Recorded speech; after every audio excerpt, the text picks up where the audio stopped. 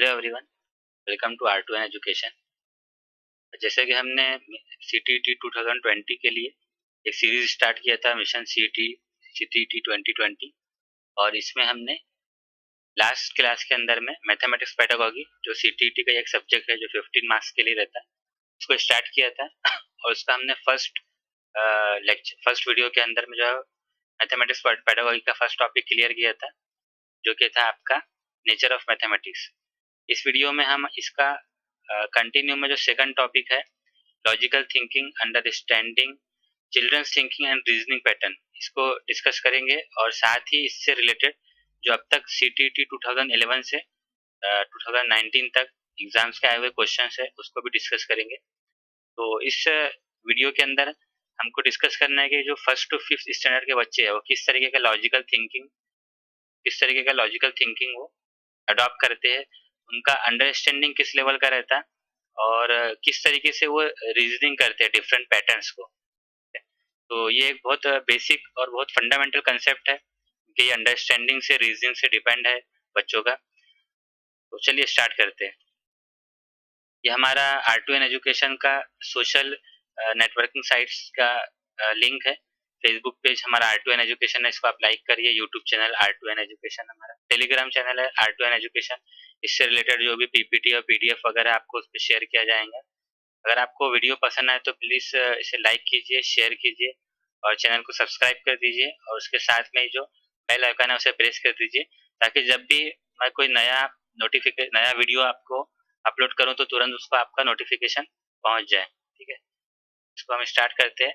सबसे पहले बताया कि जो लॉजिकल थिंकिंग होता है मैथमेटिक्स में, तो वो किस लेवल का रहता है। ठीक है, तो पहला पॉइंट आपको वहाँ पे पता है कि ये why the need of logical thinking. अभी लॉजिकल थिंकिंग का आवश्यकता क्यों है। छोटे बच्चे हैं, वो स्ट्रेट मैथमेटिक्स भी तो पढ़ सकते हैं ना, तो क्या वजह है कि उनको लॉजिकल थिंकिंग बताया गया है। ठीक है, उसका आंसर जैसे आप देख सकते हैं यहाँ पर शॉर्ट मैंने बताने का कोशिश किया है कि जो टर्म मैथमेटिक्स है उसी के अंदर में इसकी बात छुपी हुई है। Has been interrupted and explain in various way, different अलग अलग तरीके से, अलग अलग स्टाइल से इसको इंटरप्ट किया जाता है, एक्सप्लेन किया जाता है। तो यहाँ पे ही आपका लॉजिकल थिंकिंग लगता है। मीन्स आपका मैथमेटिक्स कोई लैंग्वेज नहीं है कि आपने उसका 2 लाइन है उसको याद कर लिया और एज इट इज एग्जाम में लिख दिया। इसको कैसे इंटरप्ट किया जाता है, एक्सप्लेन किया जाता है वेरियस वे में। मतलब आपका अगर एक ही क्वेश्चन है मैथ्स का, तो उसको सॉल्व करने के 2 से ज़्यादा मीन्स आपके पैटर्न या उसके ऑप्शंस हो सकते हैं। तो ये 3 तरीके से ज़्यादा जो है आप उसको अलग अलग स्टाइल से, अलग अलग टाइप से मतलब आपको सॉल्व कर सकते हैं। तो ये एक सबसे इम्पोर्टेंट पॉइंट है।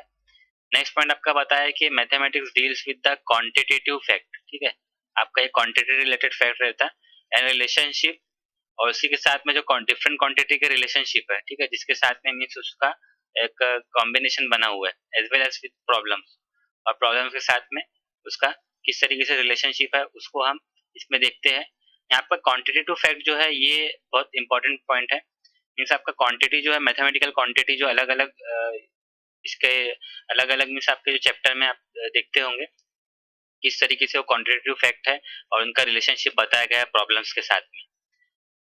नेक्स्ट पॉइंट है आपका मैथमेटिक्स इज द इन्यूमरेटिव। इन्यूमरेटिव मीन्स ये कैलकुलेशन से रिलेटेड है, जिसको आप गिन सकते हैं, कैलकुलेट कर सकते हैं। And calculative part of human life, तो हमारे ह्यूमन लाइफ का कैलकुलेटिव पार्ट है, जैसे मैंने आपको बताया मैथमेटिक्स को, इसको हम गिन सकते हैं, कैलकुलेट कर सकते हैं। और कैलकुलेशन से कैसा ये हमारा पूरा जो ह्यूमन लाइफ है वो घिरा हुआ है। नेक्स्ट पॉइंट बताया कि logical reasoning is the process of using rational. तो लॉजिकल यूजिंग में जो है, लॉजिकल रीजनिंग के अंदर आपको जो है रैशनल मीन्स आपका जो रीजनेबल और लॉजिकल थिंकिंग का इस्तेमाल करना पड़ता है, रीजन करना पड़ता है, सिस्टमेटिक स्टेप रहते हैं।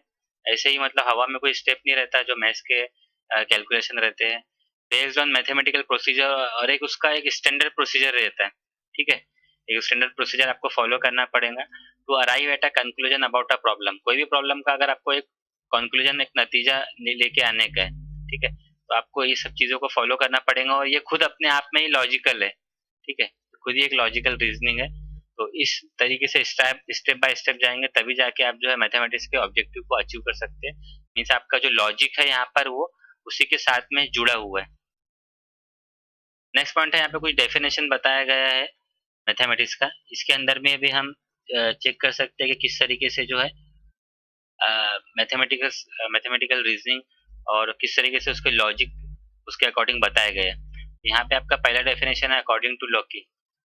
तो लॉकी के अनुसार mathematics is a way to settle in the mind of in the mind a habit of reasoning, मतलब बच्चों के दिमाग में कैसे एक रीजनिंग की हैबिट पैदा करना है, ये मैथमेटिक्स का एक तरीका, एक रास्ता है, एक ये तरीका है।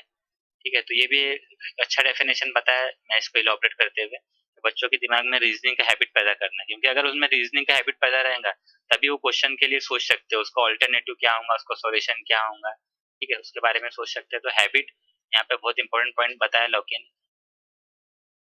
नेक्स्ट हमारा डेफिनेशन है according to Roger Bacon. Roger Bacon क्या कहते हैं यहाँ पे, mathematics is the gate and key of science. ठीक है, मतलब अगर आपको साइंस को अचीव करना है तो आपको मैथमेटिक्स से होकर ही जाना पड़ेगा।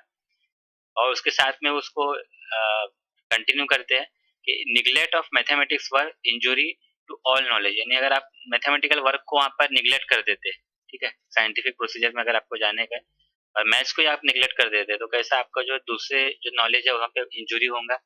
Since who is ignorant of it can not know the other science, जो मैथ्स से इग्नोरेंट है तो दूसरे साइंस तक पहुंच ही नहीं सकता, क्योंकि मैथ्स कैसा है, आपको दूसरे साइंस तक पहुंचने के लिए एक सीढ़ी के तौर पे काम करता है।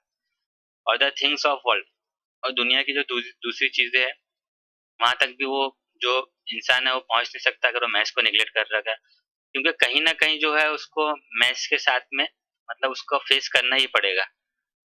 एंड व्हाट इज वर्स, जो सबसे बुरा क्या होगा, मैन हु आर दस इग्नोरेंट, जो इग्नोरेंट है मैथ्स से, जो उसको नहीं जानते, जिनको मैथ्स के रिलेटेड जो है टर्मिनोलॉजी का ज्ञान नहीं है, are unable to perceive their own ignorance, वो अपने इग्नोरेंस में रहेंगे and so do not seek a remedy, और वो उसका कोई जो है ट्रीटमेंट, कोई इलाज भी नहीं कर सकते, मीन्स वो इग्नोरेंस जो है वही उनका सबसे बड़ा ड्रॉबैक हो जाएगा। तो ऐसा रॉजर बैकन ने बताया है कि मतलब आपको अगर साइंस तक पहुंचने का है तो आपको मैथ्स से के थ्रू ही जाना पड़ेगा, और अगर आप उसके थ्रू नहीं जाते तो आप कैसा एक इग्नोरेंस फीस फेस करेंगे वर्ल्ड के अंदर में, जो आपको जगह जगह पे रुकावटें पैदा करेगा। नेक्स्ट पॉइंट है हमारा according to Marshall H Stone. ठीक है, मार्शल एच स्टोन जो है यहाँ पे उनका डेफिनेशन बताया है कि mathematics is the study of abstract system. अभी ये जो मैथ्स को उन्होंने बताया कि ये एब्स्ट्रैक्ट सिस्टम है। एब्स्ट्रैक्ट मीन्स आपका जो है यहाँ पर सिंबॉलिक या नॉन रियलिस्टिक तरीके से उसको पेश किया जाता है। बिल्ट ऑफ एब्स्ट्रैक्ट एलिमेंट, उसमें खास तरीके के एब्स्ट्रैक्ट एलिमेंट रहते हैं, स्पेशल काइंड के। These element are not describe in concrete form, इनको हम जो है कॉन्क्रीट फॉर्म में डिस्क्राइब नहीं कर सकते, मीन्स आपको एक तरीके से विजिबल लेवल पर या रियल लेवल पर डिस्क्राइब नहीं कर सकते। ये मैथ्स कैसा एक एब्स्ट्रैक्ट सिस्टम ही है। उसका मैंने इसके पहले के लेक्चर में भी आपको डिस्कस किया था कि maths has its own language, उसके खुद के सिंबल है, उसका खुद का आपका मीन्स टर्मिनोलॉजी है, खुद के उसके फॉर्मूले है, डेफिनेशंस है, तो वो खुद का एक एब्स्ट्रैक्ट सिस्टम है जिसको हम कहीं पर भी किसी भी तरह से कॉन्क्रीट फॉर्म में डिस्क्राइब बिल्कुल नहीं कर सकते। तो ये एक सबसे बड़ा प्लस पॉइंट है मैथ्स का, जो खुद के अंदर में एक एब्स्ट्रैक्ट सिस्टम रखता है। नेक्स्ट हमारा डेफिनेशन है अकॉर्डिंग टू बैट्रैंड रसेल। ठीक है, ये बैट्रैंड रसेल आपको क्या कहते हैं कि mathematics is defined as the subject in which we neither know what we are talking, तो बता रहे कि हमें पता ही नहीं रहता कि हम क्या किस बारे में बात कर रहे हैं, अबाउट जो भी चीजों के बारे में। Nor we are what we are saying true, और हमें ये भी नहीं पता रहता कि हम सही कह रहे हैं कि गलत कह रहे हैं। अब ये जो डेफिनेशन उन्होंने कहा है तो मुझे लगता है कि जहाँ पर हम मैथ्स के कुछ थ्योरम्स वगैरह को प्रूफ करते हैं, प्रूफ में जब हम स्टार्ट करते हैं तो हम कुछ चीजों को अज्यूम करते हैं, ठीक है, हमारा अजम्पशन रहता है, और लास्ट में फिर हमारा हम अजम्पशन जो है उसको ट्रू करके बताते हैं कि हमने जो अजम्पशन लिया है वो ट्रू है, लास्ट से कंक्लूजन में हम लिखते हैं। तो उस तरीके से ही शायद ये डेफिनेशन में बताया उन्होंने कि स्टार्टिंग में जो हम बताते हैं कि हमको पता ही नहीं रहता कि हम क्या कर रहे हैं, nor whether what we are saying true, कि हमें पता ही नहीं रहता कि हम जो कह रहे हैं कि वो सही है या गलत है। लेकिन जिस तरीके से हम मैथ्स के थ्योरम को लेके सॉल्व करते हैं, अजम्पशन से स्टार्ट करते हैं, अज्यूम करते हैं, और लास्ट के जो उसका कंक्लूजन है वहां पे उसको ट्रू हम प्रूफ करते हैं, तो उस तरीके से हम कह सकते हैं कि जो भी हम अज्यूम कर रहे हैं, अजम्पशन जो है हमारा वो लास्ट में ट्रू रहता है। नेक्स्ट हमारा डेफिनेशन है अकॉर्डिंग टू गैलीलियो का। एक बहुत ही सिंपल तरीके से उन्होंने इसमें मैथ्स को बताया है कि mathematics is the language in which God has written the universe. ठीक है, इसका मतलब आप बोल सकते हैं कि जो मैथमेटिक्स है आपका ये यूनिवर्सल लैंग्वेज है। ठीक है, पूरे दुनिया में एक्सेप्टेड है और उसी फॉर्म में एक्सेप्टेड है, मीन्स उसी सिंबल में, उसी कैलकुलेशन में, उसी आपका जो मीन्स न्यूमरोलॉजी है उसी के अंदर में एग्जिस्ट है all over the world. God has written the universe, ठीक है, कॉमन है वो एकदम। इस तरीके से मैंने से कुछ बेसिक कंसेप्ट आपको डिस्कस किया। जैसे कि मैंने सीरीज स्टार्ट किया था तो मैंने आपको बताया भी था कि जो टॉपिक है हम उससे रिलेटेड जो है बेसिक कंसेप्ट जो एग्जाम पॉइंट ऑफ व्यू के हिसाब से इम्पोर्टेंट है, ठीक है। और साथ ही साथ जो है आपको जो मीन्स सब कुछ इसमें सिलेबस में बताया गया है उसको उस तरीके से डिस्कस करते हुए रहेंगे। एग्जाम के हिसाब से मैंने टू द पॉइंट नोट्स बनाया है। अब ये हमारा जो सीरीज है खास तौर से मैंने सीटीईटी 2022 के लिए ही बनाया है। इसके अलावा मैं अदर वीडियो भी आपको मतलब शेयर करूंगा इसी यूट्यूब चैनल पे R2N एजुकेशन पे। इसमें आपको जो थोड़ा और डिटेल में इसके बारे में देखने के लिए देखने का मतलब मौका मिलेगा। तो अभी हम इसके साथ में जो हमारे इससे रिलेटेड सीटीईटी के क्वेश्चंस है उसको डिस्कस करते हैं। क्वेश्चन समझना आपके लिए बहुत जरूरी है क्योंकि क्वेश्चन के साथ मैं आपको बहुत से कंसेप्ट को डिस्कस करूंगा। तो आप इसके साथ में जो है आंसर भी है बताइएगा। जैसे मैं क्वेश्चन पढ़ूंगा 4 ऑप्शन आपको बताऊंगा, आपको जो सही लगता है आपको कमेंट बॉक्स में ज़रूर बताइए। मैं उसको चेक करूंगा और जो कुछ भी आपका सजेशन वगैरह रहेगा उससे रिलेटेड तो बिल्कुल बताइए। ठीक है, तो हम इसको स्टार्ट करते हैं। सीटीईटी इसके एग्जाम जो प्रीवियस ईयर के क्वेश्चन हैं इस टॉपिक से, मीन्स आपका जो लॉजिकल रीजनिंग है उससे रिलेटेड। तो ये हमारा पहला क्वेश्चन जैसे आप देख सकते हैं सीटीईटी जून 2011 में पूछा हुआ क्वेश्चन था ये। तो क्वेश्चन में बता रहा है कि व्हेन टीचिंग शेप्स, जब आप बच्चों को शेप्स पढ़ा रहे हैं, ठीक है, a teacher can plan a trip of historical place. Shapes पढ़ाने के साथ में टीचर ने हिस्टोरिकल प्लेस का एक ट्रिप प्लान किया है, ठीक है। ये जो सीबीएसई स्कूल के अंदर में ये एक उनका एक्स्ट्रा एक्टिविटी के तौर पे रहता ही है, एक्स्ट्रा करिकुलम एक्टिविटी पे जो विजिट वगैरह रहता है। तो उस तरीके से उसने प्लेस, हिस्टोरिकल प्लेस का विजिट ऑर्गेनाइज किया मैथ्स टीचर ने। तो इससे क्या हेल्प मिलेगा या क्यों वो ऐसा ऑर्गेनाइज कर रहे हैं ये आपको बताने का है, ठीक है। ऑप्शन नंबर 1 है कि field trip have been recommended by CBSE दो सो दे आर मस्ट, वो रिकमेंड किया गया इसलिए बहुत जरूरी है कि उनको मतलब विजिट के लिए आपको जाना ही होगा। दूसरा है shapes are integral part of any architecture, integral part and such trips encourage connection across discipline, discipline के साथ में उसका कनेक्शन होता है। तीसरा बता रहा she has completed most of the syllabus well in time and needs to provide leisure. It would be, fourth option में बता रहा है कि it would be a good break from the routine mathematics class and an opportunity to improve communicative skill, ठीक है। तो देखिए shape से रिलेटेड टीचर ने टॉपिक पढ़ाया हिस्टोरिकल प्लेस जो उसने एक विजिट ऑर्गेनाइज किया है, तो क्या इसका रीजन हो सकता है देखिए, क्या हो सकता है आंसर आपका, प्लीज कमेंट बॉक्स में बताइए। देखिए फर्स्ट आंसर जो बता रहा है फील्ड ट्रिप है बीन रिकमेंडेड बाय सीबीएसई, जैसा कि मैंने बताया रिकमेंड किया गया है, सो दे आर मस्ट, तो वो बहुत जरूरी है। अब यहाँ पे जो मस्ट बता रहा है तो ये मस्ट जो है, अब मस्ट है इसका मतलब ये नहीं कि हम कोई भी टॉपिक पढ़ाए उनको फील्ड विजिट पे लेके चले गए। ये मस्ट जो है ना इसका एक एप्लीकेशन भी चाहिए हमको, कहाँ लेके जा रहे हैं, कौन सा टॉपिक पढ़ाने के बाद लेके जा रहे हैं और बच्चों को क्या उससे एडवांटेज मिलेगा। तो वो जो मस्ट का एप्लीकेशन है ना आपको सेकंड ऑप्शन में एकदम क्लियर हो जा रहा है। जो आपने शेप्स पढ़ा है और उसी से रिलेटेड आपने एक ट्रिप ऑर्गेनाइज की है, तो शेप से रिलेटेड जो ट्रिप ऑर्गेनाइज कर रहे हैं उसका रीजन क्या है, जो मैंने आपको बताया ना मस्ट का एप्लीकेशन क्या है, वो सेकंड ऑप्शन में आपको अच्छे से देखने के लिए मिलेगा। सेकंड ऑप्शन में बताया कि shapes are integral part of any architecture, कोई भी आर्किटेक्चर का जो एक इंटीग्रल पार्ट मतलब जुड़ा हुआ हिस्सा ही है शेप ना, बिना कोई शेप के तो हम आर्किटेक्चर का तस्वुर उसके बारे में सोच ही नहीं सकते। And such trip encourage connection across discipline, जैसे मैंने आपको बताया ना कि जो बच्चा जो कुछ देख रहा है अपने डेली लाइफ में, अपने सराउंडिंग में, उसको वो मैथ्स के चीज़ों के साथ जोड़ सके। तो उसके लिए एक बहुत अच्छा ये ट्रिप है, जहाँ पे जो बच्चा है वो शेप जो भी उसने बेसिक लेवल पर जो क्लास में पढ़ा है प्राइमरी लेवल पे, ये शेप को भी हम डिस्कस करेंगे कि प्राइमरी लेवल पे किस तरीके के शेप बच्चों को बताए जाते हैं ना। इससे रिलेटेड 2 क्वेश्चन आने वाले हैं अभी, आप देखिएगा। तो ये शेप का जो डायरेक्ट कनेक्शन है आपका जो डिसिप्लिन के साथ में, शेप और डिसिप्लिन का कनेक्शन जो बनाने के लिए खास तौर से ये विजिट ऑर्गेनाइज किया गया है। तो सेकंड वाला आंसर रहेगा ना, फर्स्ट वाला भी आंसर हो सकता था लेकिन मैंने बताया क्यों ये फर्स्ट वाला नहीं होगा, क्योंकि मस्ट जो बोल रहा है ना उसका एक एप्लीकेशन रहना चाहिए, और एप्लीकेशन जो आपको सेकंड ऑप्शन में एकदम क्लियर बता रहा है कि शेप्स और डिसिप्लिन ये दोनों इंटर रिलेटेड है, ठीक है। नेक्स्ट क्वेश्चन, ये क्वेश्चन जो है आपका जनवरी 2012 का क्वेश्चन है। Most appropriate strategy that can be used to internalise the skill of addition of money. तो बच्चों को एडिशन ऑफ मनी सिखाने का तो सबसे अच्छा स्ट्रेटेजी इसमें से क्या होगा? ठीक है, 4 ऑप्शंस है आपको। यूज ऑफ मॉडल, आप डिफरेंट मॉडल के थ्रू उनको बता सकते हैं। रोल प्ले के द्वारा बता सकते हैं उनको, नाटक वगैरह के द्वारा, ड्रामा करके। थर्ड है सॉल्विंग लॉट्स ऑफ प्रॉब्लम, बहुत सारा प्रॉब्लम सॉल्व करके। चौथा है यूजिंग यूज ऑफ आईसीटी। ठीक है, अब ये आईसीटी क्या होता है, तो उसके लिए मैंने यहाँ पे आपके लिए शॉर्ट नोट्स बना के रखा है। आईसीटी मीन्स मैथमेटिक्स लैंग्वेज में क्या होता है? ICT offers powerful support for teaching numeracy and mathematics. Means अगर जो आपके बच्चे, छोटे बच्चे हैं, उनको न्यूमरेसी, न्यूमेरिकल एबिलिटी वगैरह और मैथमेटिक्स के बेसिक कंसेप्ट, बेसिक उनका मीन्स आपका जो न्यूमेरिकल एबिलिटी सिखाना है, तो उसके लिए आप आईसीटी टूल्स का इस्तेमाल करते हैं। खास तौर से नंबर रिलेटेड ये रहता है ये। अभी आईसीटी टूल में क्या आता है, तो मैंने एग्जांपल बताया, इसमें 4 टेबल्स आते हैं। ठीक है, इसके टेबल्स वगैरह रहते हैं। न्यूमेरिकल से रिलेटेड ग्राफिक कैलकुलेटर रहता है, इसमें आप कैलकुलेशन देख सकते हैं अच्छी तरह से। एंड कंप्यूटराइज ग्राफिंग, इसके द्वारा भी जो है आपको कैलकुलेशन, न्यूमेरिकल समझाने के लिए मदद मिलती है। स्पेशलाइज सॉफ्टवेयर, कुछ स्पेशलाइज सॉफ्टवेयर है इससे रिलेटेड, न्यूमरेसी से। ठीक है, जो ई लर्निंग के पार्ट है ये सब। प्रोग्रामेबल टॉयस, कुछ टॉयस रहते हैं जिनको सिस्टमेटिक तरीके से प्रोग्राम किया जाता है, खास तौर से न्यूमरेसी से रिलेटेड।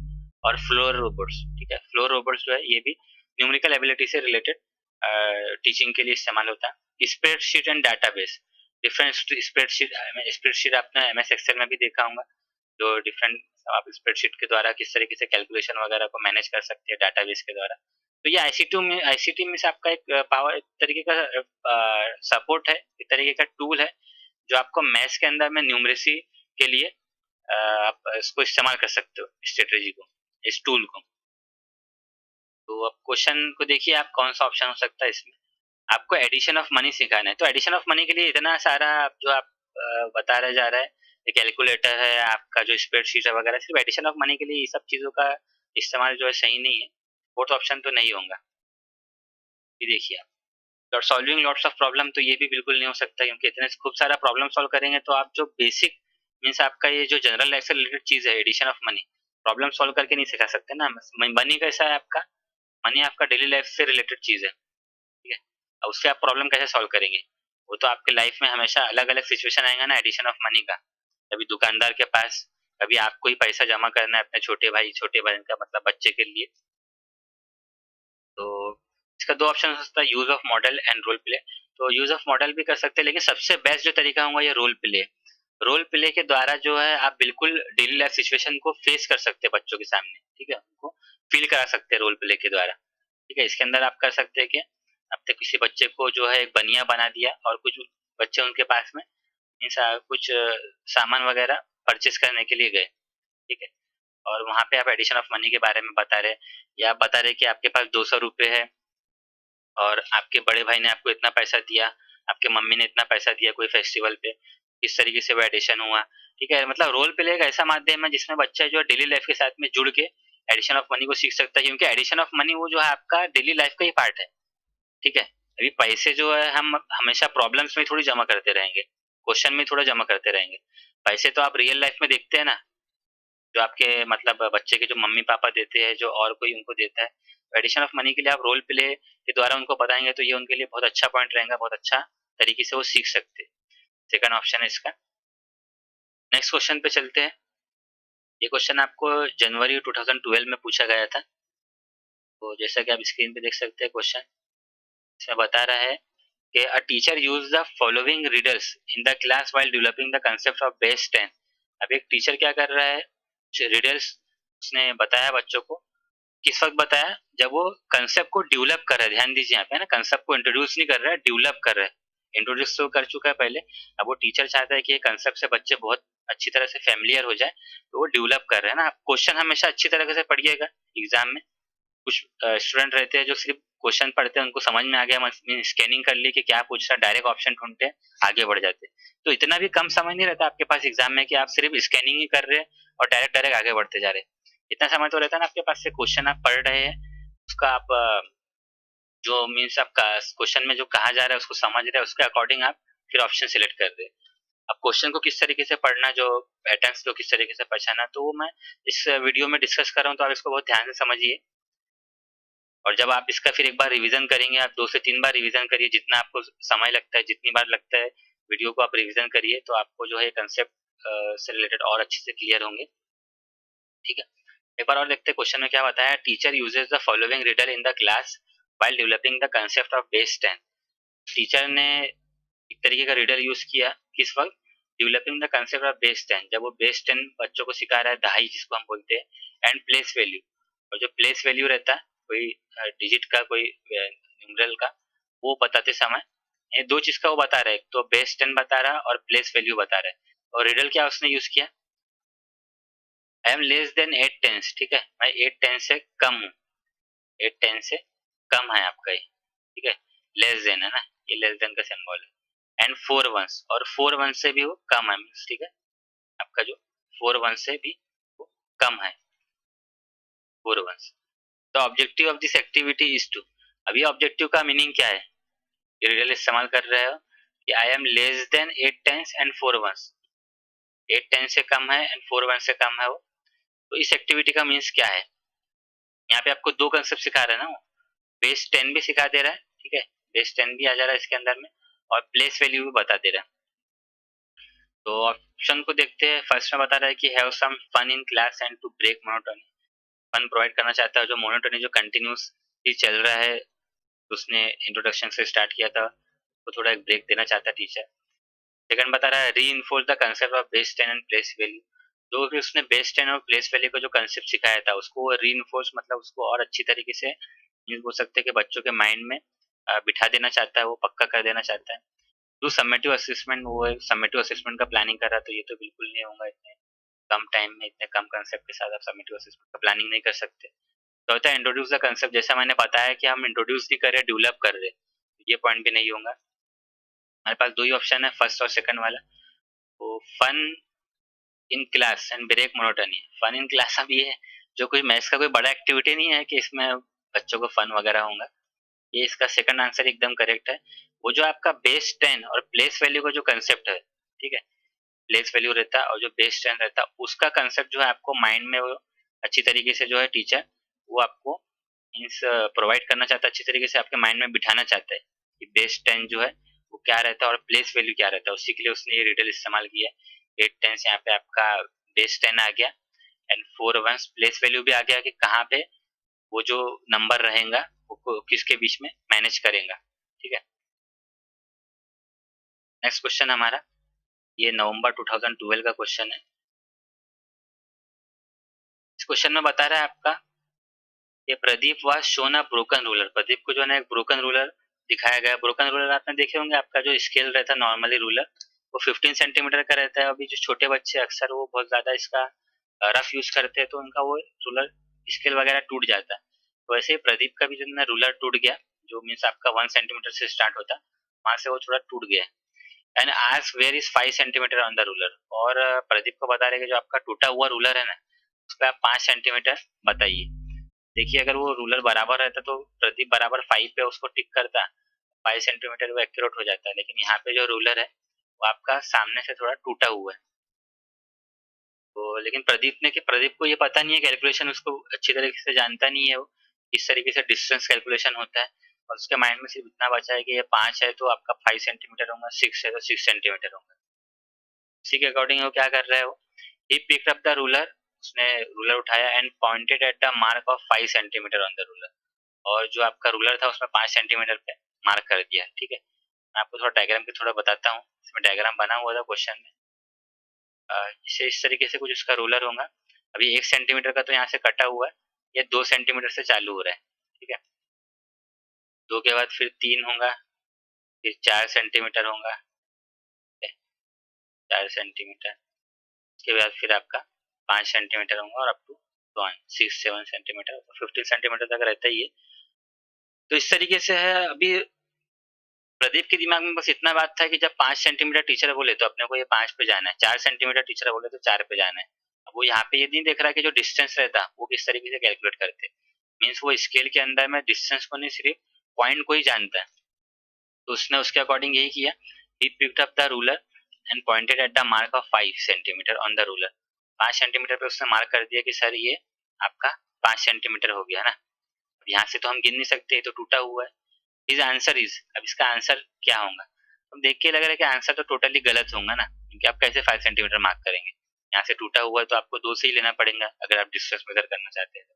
तो करेक्ट वाले तो आंसर नहीं होंगे, तो पहले हम इसको कट कर देते हैं, उसको पढ़ने की जरूरत ही नहीं है। और कहीं करेक्ट है क्या? इनकरेक्ट ही होगा, यानी सेकंड और थर्ड में से आंसर होगा। ये फोर्थ भी नहीं हो सकता। देखिए फोर्थ में क्या बता रहा है, reflecting that he has the misconception that 5 centimetre refers to a point and not to the length. Misconception है उसको, नहीं मिसकंसेप्शन नहीं है इस तरीके का कि 5 centimetre refers to a point, 5 centimetre जो एक पॉइंट बता रहा है नॉट टू द लेंथ, वो उसके दिमाग में कैसा एक बस वैल्यू बैठा हुआ है कि मेरे पास स्केल है, अगर टीचर मेरे को 12 सेंटीमीटर बोलता है तो मैं 12 पे पॉइंट रख दूंगा, 13 सेंटीमीटर बोलता है तो 13 पे पॉइंट रख दूंगा, 10 सेंटीमीटर बोलता है तो 10 पे पॉइंट रख दूंगा। इसमें कोई रिफ्लेक्टिंग वगैरह नहीं है। मीन्स कैसा, उसने जो ये डिस्टेंस जो आपका जो ये रहता है ना, आपका जो पॉइंट है उसका डिस्टेंस वो जानता ही नहीं है कि इतने सेंटीमीटर, इतने डिस्टेंस के ऊपर में इतना सेंटीमीटर बनता है। तो रिफ्लेक्टिंग वगैरह भी नहीं है इसमें। अब जो गलत है, इनकरेक्ट है, किस तरीके से इनकरेक्ट है उसको हम देखते हैं। जैसे सेकंड ऑप्शन में बता रहा इनकरेक्ट है as he is showing a point only. गलत है क्योंकि वो सिर्फ एक पॉइंट बता रहा है 5 centimetre, and not the distance between 2 point mark as 0 and 5। जो मैं आपको बार बार बता रहा हूँ कि वो डिस्टेंस के ऊपर में नहीं जा रहा, क्योंकि उसके माइंड में ना डिस्टेंस का कंसेप्ट ही क्लियर नहीं है। अगर उसके माइंड में क्लियर रहता तो वो बराबर आपका 2 से गिनता, ठीक है, 2 से गिनता तो 3 4 5 6 7 सेंटीमीटर पे आके आपका वो रोक देता। ये देखिए सर, ये मेरा 5 सेंटीमीटर इतना डिस्टेंस है, उसको डिस्टेंस का ही पॉइंट जो है क्लियर नहीं है। तो यही एक बड़ा रीजन है और यही हमारा आंसर है, ठीक है। थर्ड ऑप्शन को भी डिस्कस कर लेते हैं। थर्ड में क्या बता रहा है, and incorrect as the ruler is broken. Ruler टूटी हुई है and he must start with 2 and should point at 7 as the desired mark. नहीं, अगर उसको ये थर्ड ऑप्शन पता ही रहता तो वो गलती करता ही क्यों? क्यों 5 सेंटीमीटर पे आता? मैं वही बता रहा ना, अगर उसके पास में ये कंसेप्ट ही क्लियर नहीं है, कंसेप्ट क्लियर नहीं है तभी तो उसने गलती किया ना, 5 सेंटीमीटर पे रूलर करा। तो इस तरीके से सेकंड वाला आंसर है ना। अगर आप यहाँ पे अपना लॉजिक, अपना रीजनिंग लगाएंगे तो फिर आप भी थर्ड आंसर को टिक कर देंगे। लेकिन मैं जैसे बता रहा ना, आपको क्वेश्चन पढ़ना है, क्वेश्चन में जो बच्चा, इसलिए मैंने जब लेक्चर स्टार्ट किया था, स्टार्टिंग में जब सीरीज बनाया था, तभी आपको मैंने बोल दिया था कि जब भी आप ये से क्वेश्चंस वगैरह को डिस्कस करेंगे, चाहे वो पेडागॉजी के हो या स्ट्रेट क्वेश्चंस हो जो हमारे कंटेंट के रहते हैं, तो आप अपने माइंड में ना फर्स्ट फिफ्थ स्टैंडर्ड के बच्चे को रखिएगा। क्या उसका थिंकिंग रहता है, ये तो चैप्टर ही हमारा थिंकिंग का, ये रीजनिंग का, ये क्या उसका थिंकिंग रहता है, क्या रीजनिंग रहता है, उसके अकॉर्डिंग चलिए। अगर हम अपने माइंड के हिसाब से चलेंगे तो आपका तो डेवलप हो चुका है, तो उसके अकॉर्डिंग फिर आप थर्ड वाला आंसर देखेंगे, लेकिन वो नहीं रहेगा। इसलिए मैं बोलता हूँ क्वेश्चन को थोड़ा अच्छे से पढ़िए, समझिए। इसका हमारा बराबर सेकंड वाला आंसर ही रहेगा, ठीक है। आगे बढ़ते हैं, नेक्स्ट क्वेश्चन हमारा, ठीक है। आपको चैनल पसंद आया तो प्लीज शेयर कीजिए। ये मेरा स्टार्टिंग ही वीडियोस है। अब इसके अंदर में मैं जितना अपना मैं टीचिंग लेवल को इम्प्रूव कर सकता हूँ, टीचिंग लेवल को इन्हांस कर सकता हूँ, उसका कोशिश कर रहा हूँ। अगर आपको कुछ सजेशन वगैरह है, या आप चाहते हैं कि सर आप इसके ऊपर में वीडियो बनाइए, ये टॉपिक हमारे को डिफिकल्ट है, मैं मतलब जैसे आपका कंटेंट में या अलग दूसरे पेडागॉजी में, मुझे बताइए, मैं उससे रिलेटेड भी वीडियो बनाऊंगा। तो मैं भी एक प्लेटफॉर्म चाहता हूँ कि जहाँ पे मैं अपना इन्फॉर्मेशन वगैरह शेयर कर सकूँ और अपने व्यूवर्स से भी कुछ चीज़ों को सीख सकूँ। हमारा जो नेक्स्ट क्वेश्चन है सीटीईटी नवंबर 2012 का है। उसको थोड़ा वीडियो है आपका बड़ा रहेगा, लेकिन कैसा इसके मैं चाहता था कि पूरे इससे रिलेटेड जो है ना क्वेश्चंस वगैरह कवर हो जाए, इसलिए मैंने सभी क्वेश्चंस को वहाँ पे इसमें इन्वॉल्व रखा है, इसलिए थोड़ा वीडियो बड़ा हो रहा है। लेकिन कैसे आप अच्छी तरीके से एक बार वीडियो देख लेंगे तो आपको ना वो टॉपिक पूरी तरीके से आपके माइंड में कवर अप हो जाएगा। और ये सबसे मेन तो यही क्वेश्चन ही है, ये क्वेश्चन के साथ में बहुत कुछ आपको मैं कंसेप्ट वगैरह सिखा दे रहा हूँ, ठीक है। और कैसा बहुत सिंपल है, मैथ्स पेडागॉजी कोई डिफिकल्ट नहीं है। आपका मैंने बताया ना डेली लाइफ से जुड़ा हुआ सब्जेक्ट है, यूनिवर्सल है, वो बताया आपको गैलीलियो ने, ठीक है। तो उससे कुछ डरने का या कुछ ये करने का जरूरत नहीं है ना। आप अपने कैसे सोशली तौर पे अगर जुड़े हुए रहेंगे और उससे इमेजिन करते रहेंगे, ठीक है, बच्चे के माइंडसेट के हिसाब से, बच्चे के माइंडसेट के हिसाब से करेंगे तो आपको और इजी लेवल पे समझ में आएगा। क्वेश्चन देखते हैं हम अगला, सीटीईटी नवंबर 2012 का क्वेश्चन है। इसमें बता रहा है कि classroom discussion was initiated in class fifth class के अंदर में क्लासरूम डिस्कशन शुरू किया गया किसके ऊपर में, on sale in festival season. जो भी मतलब फेस्टिवल में जो सेल लगती है तो आपको पता ही होगा, हमारे यहाँ पे इंडियन लेवल पे जो भी फेस्टिवल आता है तो ये जो भी है वो लोग सेल वगैरह बिल्कुल प्रोवाइड करते हैं, ठीक है, ताकि उनका जो खपत ज़्यादा हो उनके कपड़ों का या जो भी चीज़ों का। ड्यूरिंग टॉपिक ऑफ परसेंटेज, लेकिन अपने आप ये कब पढ़ा है? परसेंटेज पढ़ाते समय पे। क्योंकि आप देखते हैं ना सेल के अंदर में कुछ तो भी परसेंटेज पे डिस्काउंट रहता है, इतना परसेंट डिस्काउंट है। परसेंटेज के साथ-साथ मतलब ये एकदम सही पॉइंट ऑफ व्यू रखा उसने टीचर ने, कि आपके डेली लाइफ के साथ में उसको जोड़ना चाहता है। परसेंटेज पढ़ाया और साथ में फेस्टिवल सीजन पे सेल रख दी। जैसे हमने इसके पहले पढ़े कि आपको जो है उसने शेक्स पढ़ाया और एक हिस्टोरिकल प्लेस पे एक ट्रिप ऑर्गेनाइज कर दिया। तो यहाँ पे भी टीचर उसी तरीके से सोच रहा है डेली लाइफ से जोड़ने के लिए आप this type of discussion in classroom. तो इस तरह का जो डिस्कशन होता है क्लासरूम में उसका क्या एडवांटेज है, क्या उसका बेनिफिट है। एक बार ऑप्शन को देख लेते हैं, आप बताइएगा क्या आंसर हो सकता है कमेंट बॉक्स में। फर्स्ट में बता रहा है ऑप्शन नंबर 1 में help the student to listen to each other opinion, एक दूसरे का ओपिनियन समझ सके बच्चे, and encourage them to present their argument, और उनको बढ़ावा दिया जाए ताकि वो अपने आर्गुमेंट को प्रेजेंट कर सके।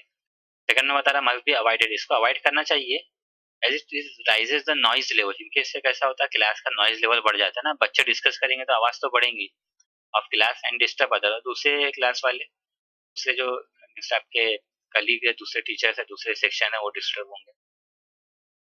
तीसरा बता रहा help the student to enhance their debating skill, debate की स्किल बढ़ेंगे। चौथा स्टार्ट हेटर आर्गुमेंट, इसमें कैसे बच्चे हेटर आर्गुमेंट करेंगे इन क्लास के अंदर में, and spoil the atmosphere of the class, class का एटमॉस्फेयर खराब करेंगे। तो देखिए आप कौन सा ऑप्शन हो सकता है।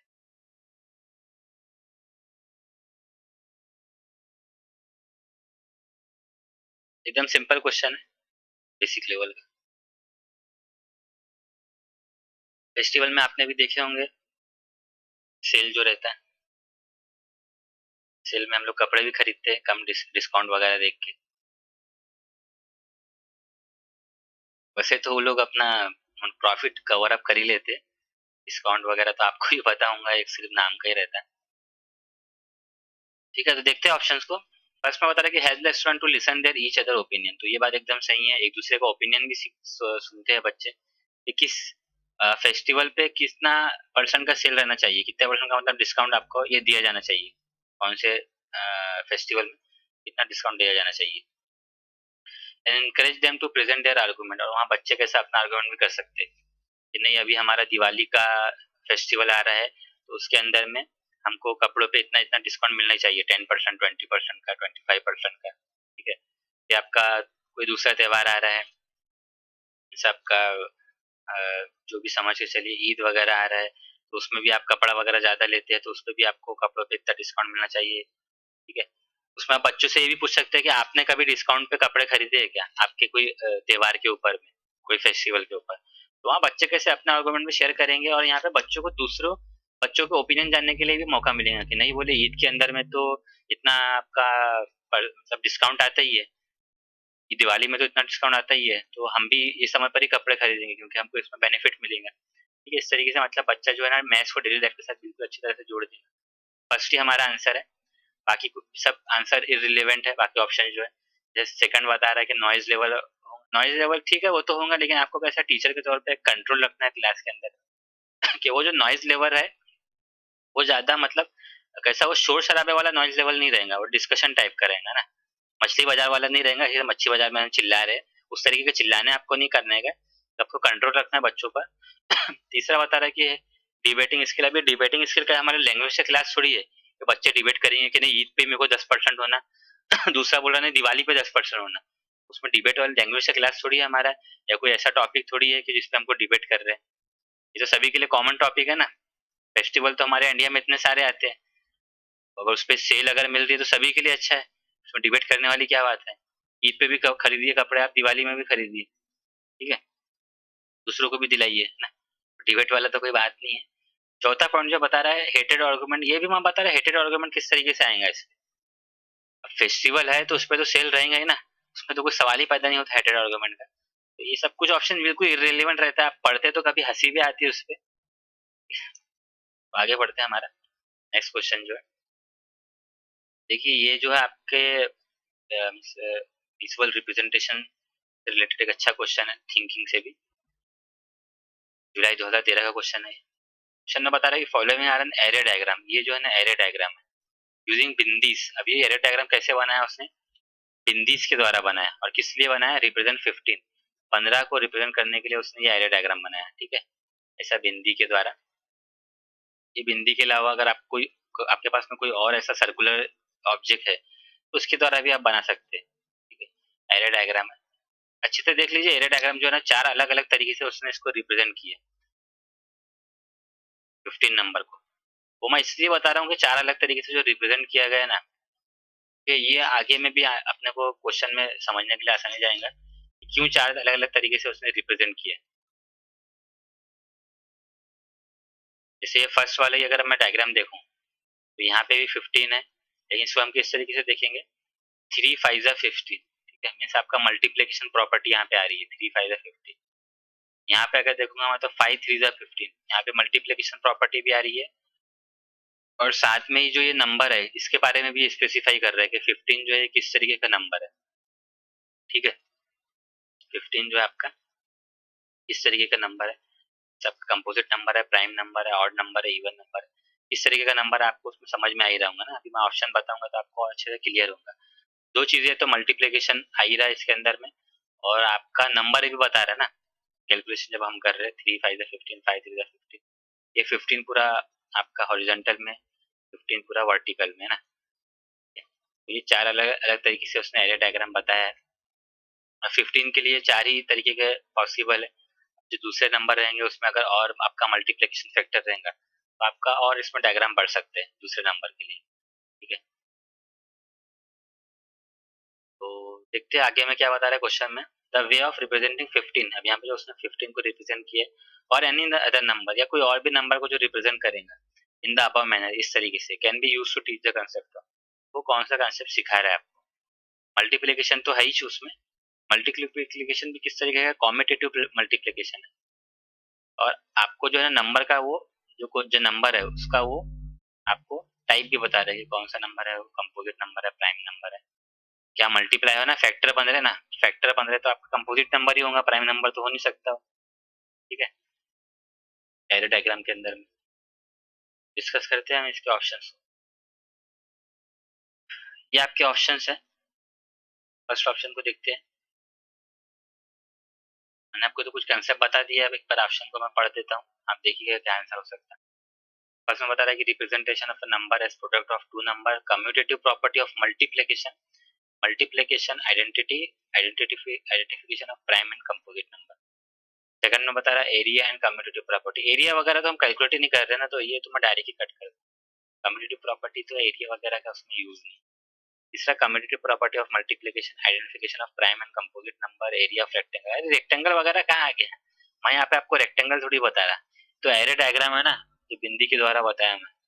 अब वो आपको शेप के हिसाब से अगर रेक्टेंगल शो हो रहा है तो वो तो गलत बात है, क्योंकि उसमें मेरा शेप बताने का आपका कोई मकसद ही नहीं है, तो थर्ड ऑप्शन भी नहीं। कम्यूटेटिव प्रॉपर्टी तो है। फोर्थ ऑप्शन को भी देख लेते हैं, representation of a number as a product of two number, ठीक है, प्रोडक्ट ऑफ टू नंबर है। कम्यूटेटिव प्रॉपर्टी ऑफ मल्टीप्लिकेशन, ठीक है, मल्टीप्लिकेशन आइडेंटिटी है, identification of prime and composite number, area of rectangle using unit quantity. फिर यहाँ पे आपका रेक्टेंगल आ गया, मैं उसके लिए तो शो ही नहीं कर रहा ना, तो रेक्टेंगल में मैंने बता दिया शेप में, वो मेरा मकसद थोड़ी था शेप बताना, मेरा तो मकसद था एरे बताना बिंदी के द्वारा, ठीक है। कोई और सर्कुलर शेप रहता तो उसके द्वारा भी बता सकता मैं, या कोई रेक्टेंगुलर शेप के द्वारा भी बता सकता था, लेकिन रेक्टेंगल बताना मेरा मकसद नहीं था, मैं आपको शेप वगैरह नहीं पढ़ा रहा था, फोर्थ ऑप्शन भी नहीं होगा। तो वैसे मैंने खुद ही ऑप्शन को कैंसिल कर दिया। के बाद बचा हुआ एक ही ऑप्शन है, फर्स्ट वाला आपने देखा होगा, यही आंसर है, representation of a number as product of two number. जैसा कि मैंने आपको बताया 3 5 15 5 3 15, प्रोडक्ट ऑफ टू नंबर हो रहे हैं उसमें एरे के अंदर में। Commutative property of multiplication, multiplication का कम्यूटेटिव प्रॉपर्टी भी हम अप्लाई कर रहे हैं वहां पर मल्टीप्लिकेशन के साथ में। मल्टीप्लिकेशन आइडेंटिटी आप उसको भी पहचान पा रहे हैं ना, प्लस थोड़ी कर रहे हैं हम, मल्टीप्लाई करके वो उसको पहचान रहे हैं ना कि 15 डिजिट बन रहे हैं, 3 5 15 5 3 15 मल्टीप्लिकेशन आइडेंटिटी है। और आखिरी में जब मैंने बताया ना आपको नंबर का टाइप भी बता रहा है कि identification of prime and composite number. अभी ये जो हमने क्वेश्चन डिस्कस किए और जहाँ पे बता रहे हैं ना 15 और any other number in the above manner, इस तरीके के मैनर में जो आपको क्लियरली पता चल जाएगा कि वो कंपोजिट नंबर है कि प्राइम नंबर है। मीन्स यहाँ से आपको फैक्टर पता चलेगा ना, ठीक है, आपको यहाँ से फैक्टर पता चलेगा, फैक्टर। और फैक्टर अगर कोई चीज का बन रहा है तो वो आपका कंपोजिट नंबर ही होगा, ठीक है। तो आगे बढ़ते हैं हम अगले क्वेश्चन पे।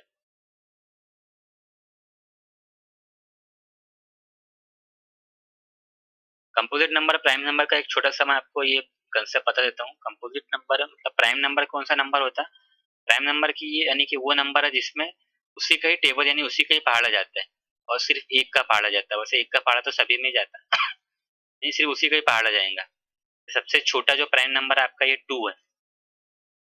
2 में 2 का जाता है पहाड़ा और 1 का जाता है, बस उसी अदद का उसी डिजिट का जाना चाहिए पहाड़ा टेबल और किसी का नहीं। सबसे छोटा आपका प्राइम नंबर 2 है, फिर 3 है, गेस करिए उसके बाद 3 के बाद। 4 नहीं होगा क्योंकि 4 में 2 का जाता है, 5 है, 7 है, 11 है, 13 है, आपका 17 है, 19 है, 21 में जाता, 22 में जाता, 23 है, ठीक है। तो ये आपके प्राइम नंबर हो गया। कंपोजिट नंबर जो एकदम प्राइम नंबर का अपोजिट जिसके फैक्टर बनते हैं, जो अभी हमने बिंदी में देखे 15 के, है ना।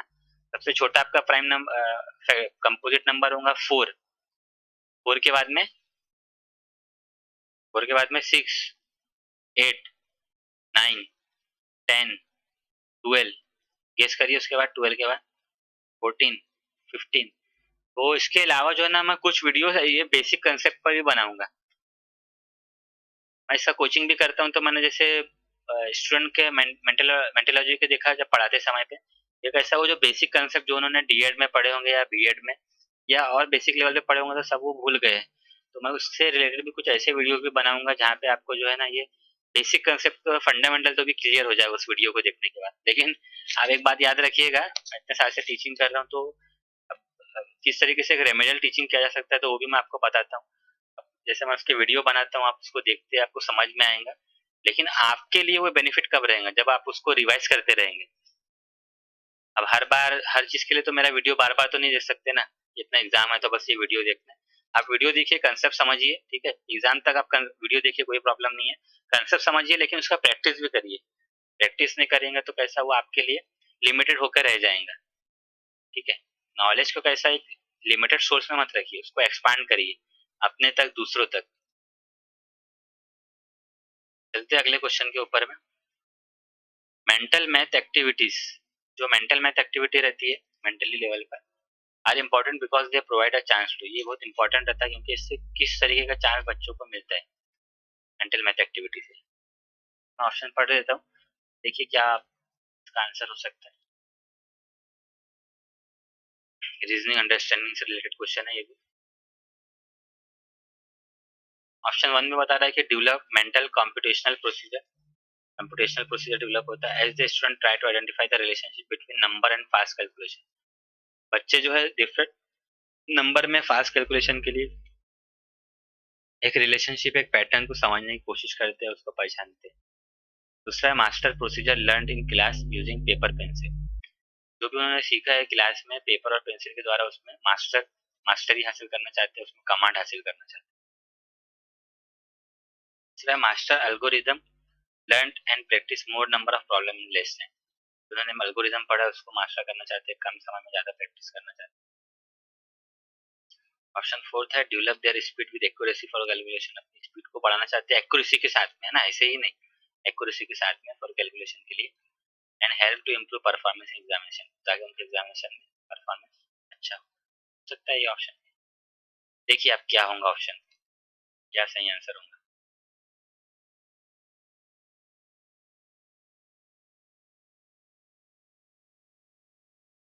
ये कमेंट बॉक्स में बताइए जरूर इसका आंसर। फर्स्ट ऑप्शन को जैसे हम देखते हैं डेवलपमेंटल कंप्यूटेशनल प्रोसीजर, इससे क्या बताना चाह रहा है कि एक्टिविटी से कंप्यूटेशनल प्रोसीजर पढ़े बच्चों का। As the student try to identify relationship between, इनके बच्चे रिलेशनशिप ढूंढ रहे काय में, नंबर के बीच में और फास्ट कैलकुलेशन के लिए। तो ये एकदम इसका करेक्ट आंसर होगा कि कंप्यूटेशनल स्किल बराह रास्त इससे बढ़ रही है एक्टिविटी के द्वारा, ना। कैलकुलेशन का जो उनका स्किल है, कैलकुलेटिव रिलेटेड स्किल है, बिल्कुल बढ़ रही है। और यहाँ पे क्या कर रहे हैं बच्चे, रिलेशनशिप भी पहचान रहे नंबर के बीच में।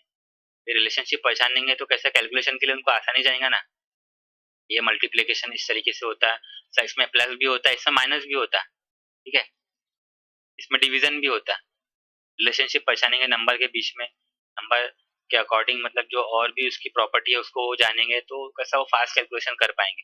ये एकदम सही आंसर है। सेकंड पॉइंट जो बता रहा है सिर्फ प्रोसीजर में मास्टरी के लिए तो बिल्कुल नहीं होगा। जब प्रोसीजर ही में मास्टर करके प्रोसीजर में मास्टरी करके आप क्या करेंगे? आपको सिर्फ उतना ही काम थोड़ी, आपको तो एग्जाम तक भी पहुंचना है ना, तो ये पॉइंट नहीं रहेगा सिर्फ एक प्रोसीजर में मास्टरी करके। थर्ड पॉइंट है कि एल्गोरिदम आपने सीखे है और उसी का प्रैक्टिस कर रहे हैं, तो एल्गोरिदम भी कैसे एक लिमिटेड ही रहेगा ना, कहाँ तक करेंगे आप? आपको कैसा ये इलॉबरेट करना है ओपन माइंडेड तरीके से। थर्ड ऑप्शन भी नहीं रहेगा। फर्स्ट और फोर्थ में लग रहा था आंसर, लेकिन फोर्थ क्यों नहीं होगा मैं वो भी बता देता हूँ। फोर्थ में क्या बता रहा है develop their speed with accuracy, ठीक है, वो एक्यूरेसी से अपनी स्पीड बढ़ा है कैलकुलेशन के लिए। And help to improve performance exam. उनके एग्जाम में तो ठीक है परफॉर्मेंस बढ़ेंगी, लेकिन जो मेन ये मेंटल एक्टिविटी रहता है ना, ये आपका कंप्यूटेशनल प्रोसीजर से रिलेटेड रहता है। और यहाँ जब तक बच्चा जो है रिलेशनशिप को नहीं जानेगा तब तक वो फास्ट कैलकुलेशन तक नहीं आएगा। अगर आप डायरेक्ट बोलेंगे कि मेरा मैथ्स का स्पीड बढ़ जाए, मुझे इतनी मेंटल एक्टिविटी दिया जाए कि मैं जो बच्चे एक क्वेश्चन को 10 मिनट लगा रहे हैं मैं उसको 1 मिनट में कर लूँ, मेरा इतना स्पीड बढ़ जाए, तो वो स्पीड कैसा तुरंत में आपका नहीं बढ़ेगा। उसके लिए आपको कैसा स्टेप बाय स्टेप जो आपको एक रिलेशनशिप पहले फाइंड करना पड़ेगा नंबर्स के बीच का, ठीक है। और ये आपका कंप्यूटेशनल प्रोसीजर के अकॉर्डिंग ही हो सकता है मेंटल मैथ एक्टिविटी। इससे रिलेटेड कुछ और दूसरी एक्टिविटी वगैरह भी है अपार्ट फ्रॉम दिस। हम वैदिक मैथमेटिक्स अबेकस वगैरह देखते हैं, रिलेटेड भी वो चीजें है। तो सिर्फ फोर्थ ऑप्शन नहीं होगा, मैंने जैसे आपको बताया डायरेक्ट तो आपका एक्यूरेसी बढ़ेगा नहीं, आपको स्टेप बाय स्टेप पहले तो रिलेशनशिप पहचानना पड़ेगा। इस तरीके से फर्स्ट आंसर है। एक बात मैं यहाँ पे और भी बताना चाहता हूँ कि सीटीईटी में कैसा 4 में से 2 ऑप्शन तो ऑलरेडी ऐसा अगर थोड़ा दिमाग लगाऊंगा तो कैंसिल हो जाएंगे। आपको 2 ऑप्शन में से एक आंसर ढूंढ के निकालना पड़ता है। अब वो 2 में से ये फर्स्ट वाले क्यों होंगे, यानी जो भी मतलब आपका एक ही आंसर क्यों रहेगा, उसके लिए थोड़ा आपको ना उस पर और ज्यादा सोचना पड़ेगा। वही मैं डिस्कस करने के लिए खास तरीके से खास तौर से सीटीईटी के क्वेश्चंस को लेकर आया हूँ, ताकि आप इसके अंदर में जो भी हमारा ये रहता है कि ये आंसर क्यों होता है, ये क्यों नहीं होगा, सब चीज़ों को डिस्कस कर सकें। तो आप अच्छी तरीके से याद रखिएगा, रिवाइज करिएगा वीडियो को, ताकि आपके माइंड में जो और अच्छे तरीके से ये पॉइंट्स बैठ जाए। तो आगे बढ़ते हैं, नेक्स्ट क्वेश्चन को देखते हैं। फरवरी 2016 का क्वेश्चन है, अच्छा क्वेश्चन है ये भी। क्या होता है आपके क्वेश्चन में, मैथमेटिक्स पजल्स, जो मैथ्स के डिफरेंट पजल्स रहते हैं प्राइमरी लेवल पे, ये किस चीज में हेल्प करते हैं? मैथमेटिकल पजल देखिए, आप आंसर करने की कोशिश करिए। फर्स्ट ऑप्शन में बता रहा है identify brilliant brilliant student of the class, ठीक है, होता है प्रोवाइडिंग फन टू स्टूडेंट। तीसरा है testing problem solving skill test किया जाता है। चौथा है प्रमोटिंग प्रॉब्लम सॉल्विंग स्किल, ठीक है। तो देखिए क्या आंसर हो सकता है, कमेंट बॉक्स में बताइए। सिंपल है, ज्यादा टाइम तो नहीं लगेगा नहीं इसको,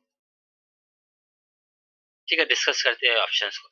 पहला बता था identify brilliant student of the class, ठीक है, ब्रिलियंट स्टूडेंट तो पता चलेगा, लेकिन सिर्फ ब्रिलियंट स्टूडेंट के लिए हम मैथ्स बदल थोड़ी करेंगे। और दूसरा काम नहीं है कि हमारे को बच्चों को ब्रिलियंट स्टूडेंट ढूंढने के अलावा दूसरा काम नहीं है क्या? दूसरा है प्रोवाइडिंग फन टू स्टूडेंट। अभी फन खास तौर से आप बोलेंगे कि सिर्फ फन के लिए हम करें, तो फन के लिए तो बहुत सी चीजें है ना, आपकी अदर एक्टिविटी वगैरह भी है मैथ्स की। फन अगर बोलेंगे तो ये कभी भी इसका ऑप्शन हो ही नहीं सकता जहाँ सिर्फ स्पेशली तौर पे फन इंजॉयमेंट ही बता रहा है, ये भी नहीं हो। हाँ, वो कब हो सकता है फन एंजॉयमेंट, जब दूसरे बाकी के ऑप्शन मैच नहीं करेंगे। पजल से सही है फन एंजॉयमेंट होगा, लेकिन आपको बाकी ऑप्शन भी चेक करना पड़ेगा कि बाकी तीनों ऑप्शन जो है टोटली रॉन्ग है, उस वक्त आप बोल सकते हो, लेकिन यहाँ पे तो नहीं होगा। तीसरा है टेस्टिंग प्रॉब्लम सॉल्विंग स्किल, ठीक है, ये तो हो सकता है टेस्टिंग। और चाहता है प्रमोटिंग प्रॉब्लम सॉल्विंग स्किल, तो थर्ड या फोर्थ में ये ऑप्शन होगा। थोड़ा दिमाग लगाइए कौन सा ऑप्शन हो सकता है, टेस्टिंग आएगा कि प्रमोटिंग आएगा। देखिए, प्रॉब्लम सॉल्विंग स्किल को टेस्ट करने के लिए डायरेक्ट हमको मैथ्स पजल नहीं है, मैथ्स पजल के पहले कुछ कंसेप्ट रहते हैं ना, कुछ कैलकुलेशन रहते हैं, कुछ प्रॉब्लम्स रहते हैं, वहां पे आपका प्रॉब्लम सॉल्विंग स्किल टेस्ट होता हो चुका है ऑलरेडी, आप वो स्टेप कर चुके हो। आपका जो नेक्स्ट स्टेज है, ये स्टेज है वो प्रमोटिंग वाला है ना, दिख ही रहा है ना मैथमेटिक्स पजल। इसके पहले अपने कंसेप्ट पढ़े होंगे, उस पर प्रॉब्लम सॉल्व करे होंगे, ठीक है, प्रैक्टिस करे होंगे, होमवर्क करे होंगे, वहां पे आपका हो गया टेस्टिंग। अब ये तो आपको खास तौर से प्रमोट करने के लिए आ रहा है ना, ताकि आपने जो कुछ पहले प्रैक्टिस करें, उसको प्रमोट तो भी करने का है। वो तो ऑप्शन होगा इसका। आगे बढ़ते हैं नेक्स्ट क्वेश्चन पे। सितंबर 2016 का क्वेश्चन है। अच्छा क्वेश्चन है ये भी। देखते हैं क्वेश्चन में। विच of the following aspect of shape, चारों में से जो है कौन सा जो एस्पेक्ट है शेप के लिए, ये शेप मैंने आपको बताया इसके पहले, इसमें शेप रहते, is not deal with primary level, कौन सा जो इसमें से चारों में से कौन सी चीज जो है शेप के तौर पे प्राइमरी लेवल पे नहीं पढ़ाया जाता। ठीक है? इसी से रिलेटेड एक क्वेश्चन जो है दिसंबर 2019 में भी आया था, उसको भी हम डिस्कस करेंगे इसी वीडियो में। शेप से रिलेटेड कौन सा ऑब्जेक्ट बच्चों को नहीं पढ़ाया जाता, पैटर्न। तो पैटर्न तो रहती है ना, बच्चों को डिफरेंट टाइप्स के पैटर्न्स रहते हैं, वो आपको कैसे मैथ पजल्स वगैरह के में भी इस्तेमाल होते हैं। पैटर्न्स तो है ही रहता है। एंगल है उसमें, सिमेट्री बता रहा है और टेस्लेशन बता रहा है। सिमेट्री कैसा रहता है, तो वहाँ पे मैंने थोड़ा इसको बताने का कोशिश की है। तो आप देख सकते हैं सिमेट्री, जैसे आपका जो ऑब्जेक्ट रहता है दोनों तरफ से सिमेट्री रहता है और बीच से आपकी सिमेट्री लाइन जाती है। ठीक है, जैसे ये कुछ ये वर्ड भी लिखे ए एच वगैरह, ये कुछ सिमेट्रिकल ऑब्जेक्ट है ना, ये देख के आप समझ जाएंगे। ये भी छोटे बच्चों को रहते ही है, क्योंकि ये तो शेप के लिए बहुत इंपॉर्टेंट पॉइंट है ना। सिमेट्री बहुत इंपॉर्टेंट कंसेप्ट है मैथ्स के अंदर में, शेप से रिलेटेड, तो वो बिल्कुल बिल्कुल उनको रहते हैं। टेस्सिलेशन, अभी कुछ स्टूडेंट जो है इससे बहुत कंफ्यूज रहते हैं, टेस्सिलेशन यानी क्या चीज है। टेस्सिलेशन देखिए इस तरीके का शेप रहता है। टेस्सिलेशन शेप तो आपको समझ में आ जाएगा ना टेस्सिलेशन का। एक ऑब्जेक्ट है, फिर ब्लैंक है, ऑब्जेक्ट है, ब्लैंक है। इस तरीके के ऐसे बहुत सारे ऑब्जेक्ट आते हैं, ऑब्जेक्ट ब्लैंक, ऑब्जेक्ट ब्लैंक। आपके घरों में जो चादर वगैरह रहती है उस पे ऐसे शेप रहते हैं, कई जगह पे ऐसे शेप बने रहते हैं ना। बच्चों के जो अक्सर खिलौने वगैरह रहते हैं, टॉयस वगैरह, उस पर भी ऐसे शेप रहते हैं टेस्टिलेशन के। बच्चों के लिए वो शेप बहुत इंटरेस्टिंग रहता है टेस्टिलेशन का। तो ये भी प्राइमरी लेवल पे बताया जाता है टेस्टिलेशन। इसमें जो आपका सेकंड वाला ऑप्शन है ना, एंगल, पैटर्न तो नहीं, आंसर ये सेकंड वाला आपका पैटर्न रहता है, मतलब पैटर्न सिमेट्रिक टेस्टिलेशन तीनों ही रहता है। एंगल जो है, ठीक है, डिफरेंट आपका जो एंगल है, ये का राइट एंगल है, फिर आपका जो ऑब्ट्यूज एंगल, एक्यूट एंगल आता है। ये एंगल वगैरह का कंसेप्ट जो है बच्चों का शेप में बिल्कुल भी नहीं आता। शेप में क्या कर रहे हैं बच्चे, इमेजिन करना चालू कर रहे हैं ना। और एंगल कैसा आपका ज्योमेट्रिकल लेवल का पार्ट आ गया। पहले तो बच्चों को शेप समझाइए ना, तो बच्चों को समझाइए कि ट्रायंगल ऐसा होता है। ठीक है, ट्रायंगल बीच से इसका सिमेट्री होता है। ये आपका स्क्वायर है, ये थोड़ा मैं बनाने की कोशिश कर रहा हूँ, ये माउस से उतना क्लियर तो नहीं बनता, आप समझ जाइएगा। स्क्वायर है आपका, ये रेक्टेंगल है, पहले शेप तक लेके जाइए, फिर आप जाइए ज्योमेट्री पे। समझ में आ रहा है? पहले शेप क्लियर करिए, उसके बाद फिर एंगल ज्योमेट्री वगैरह पे जाइए। तो ये जो 3 पॉइंट है ना, ये आपके शेप में बिल्कुल रहते हैं, इसको अच्छी तरह से याद रखिए। ये 2019 में भी ये क्वेश्चन आया था कि ये 3 चीज को छोड़ के जो चौथी चीज थी वो अपना आंसर रहेगा। यहाँ पे भी ये चौथी चीज जो है एंगल, ये आंसर है। तो अपने माइंड में याद रखिए, प्राइमरी लेवल पे शेप के अंदर में पैटर्न, सिमेट्री और टेसिलेशन, ये 3 चीज को स्पेशल तौर पे खास तौर से पढ़ाया जाता है ना। पैटर्न तो आपने देखिए, ये बताया मैंने आपको इसके पहले भी किस टाइप के पैटर्न रहते हैं। सिमेट्री, टेसिलेशन को हमने यहाँ डिस्कस किया है। आगे बढ़ते हैं। ये क्वेश्चन भी जो पजल से रिलेटेड है। क्वेश्चन में क्या बता रहा है आपको, the mathematical game and puzzle help in, जो मैथमेटिकल गेम और पजल्स रहते हैं प्राइमरी क्लास के अंदर, किससे उसमें हेल्प मिलती है। 16 का क्वेश्चन है ये। अब देखिए यहाँ पे 4 पॉइंट है, इसके नीचे 4 ऑप्शन है, कौन से पॉइंट सही है आपको वो देखने का है। मैथमेटिकल गेम्स और पजल आपने देखे होंगे प्राइमरी लेवल के ऊपर में, न्यूमेरिकल रिलेटेड गेम रहते हैं उनमें, और डिफरेंट पजल रहते हैं, शेप से रिलेटेड भी पजल्स रह सकते हैं उसके अंदर। देखते हैं गेम और पजल से क्या होता है। जैसे फर्स्ट ऑप्शन में बता रहा है, developing a positive attitude towards mathematics. ठीक है, बी में बता रहा है, making connection between mathematics and everyday thinking, ये तो बहुत इंपॉर्टेंट पॉइंट है, ऐसा तो रहना ही चाहिए। तीसरा है, मेकिंग मैथमेटिक्स इंजॉयबल, इंजॉयबल भी हो। चौथा है, प्रमोटिंग प्रॉब्लम सॉल्विंग स्किल भी प्रमोट हुए, प्रमोट इसके पहले भी आ गया। तो देखिए कौन सा पॉइंट होगा। अभी ऑप्शन पढ़ने के बाद तो मेरे को ऐसा लग रहा है कि सभी सही है, मुझे ऐसा लग रहा है, पहले आप देख लीजिए। नीचे में ऑप्शन लिखे है, ऑप्शन 1 में ABC, सेकंड में ABCD थी, चारों ही है, थर्ड में A एंड B, चौथे में A एंड D।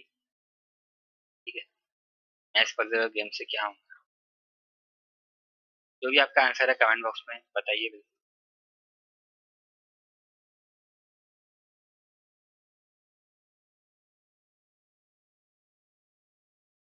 ठीक है, डिस्कस करते हैं पॉइंट को। पहला ऑप्शन बता रहा है developing a positive attitude towards mathematics.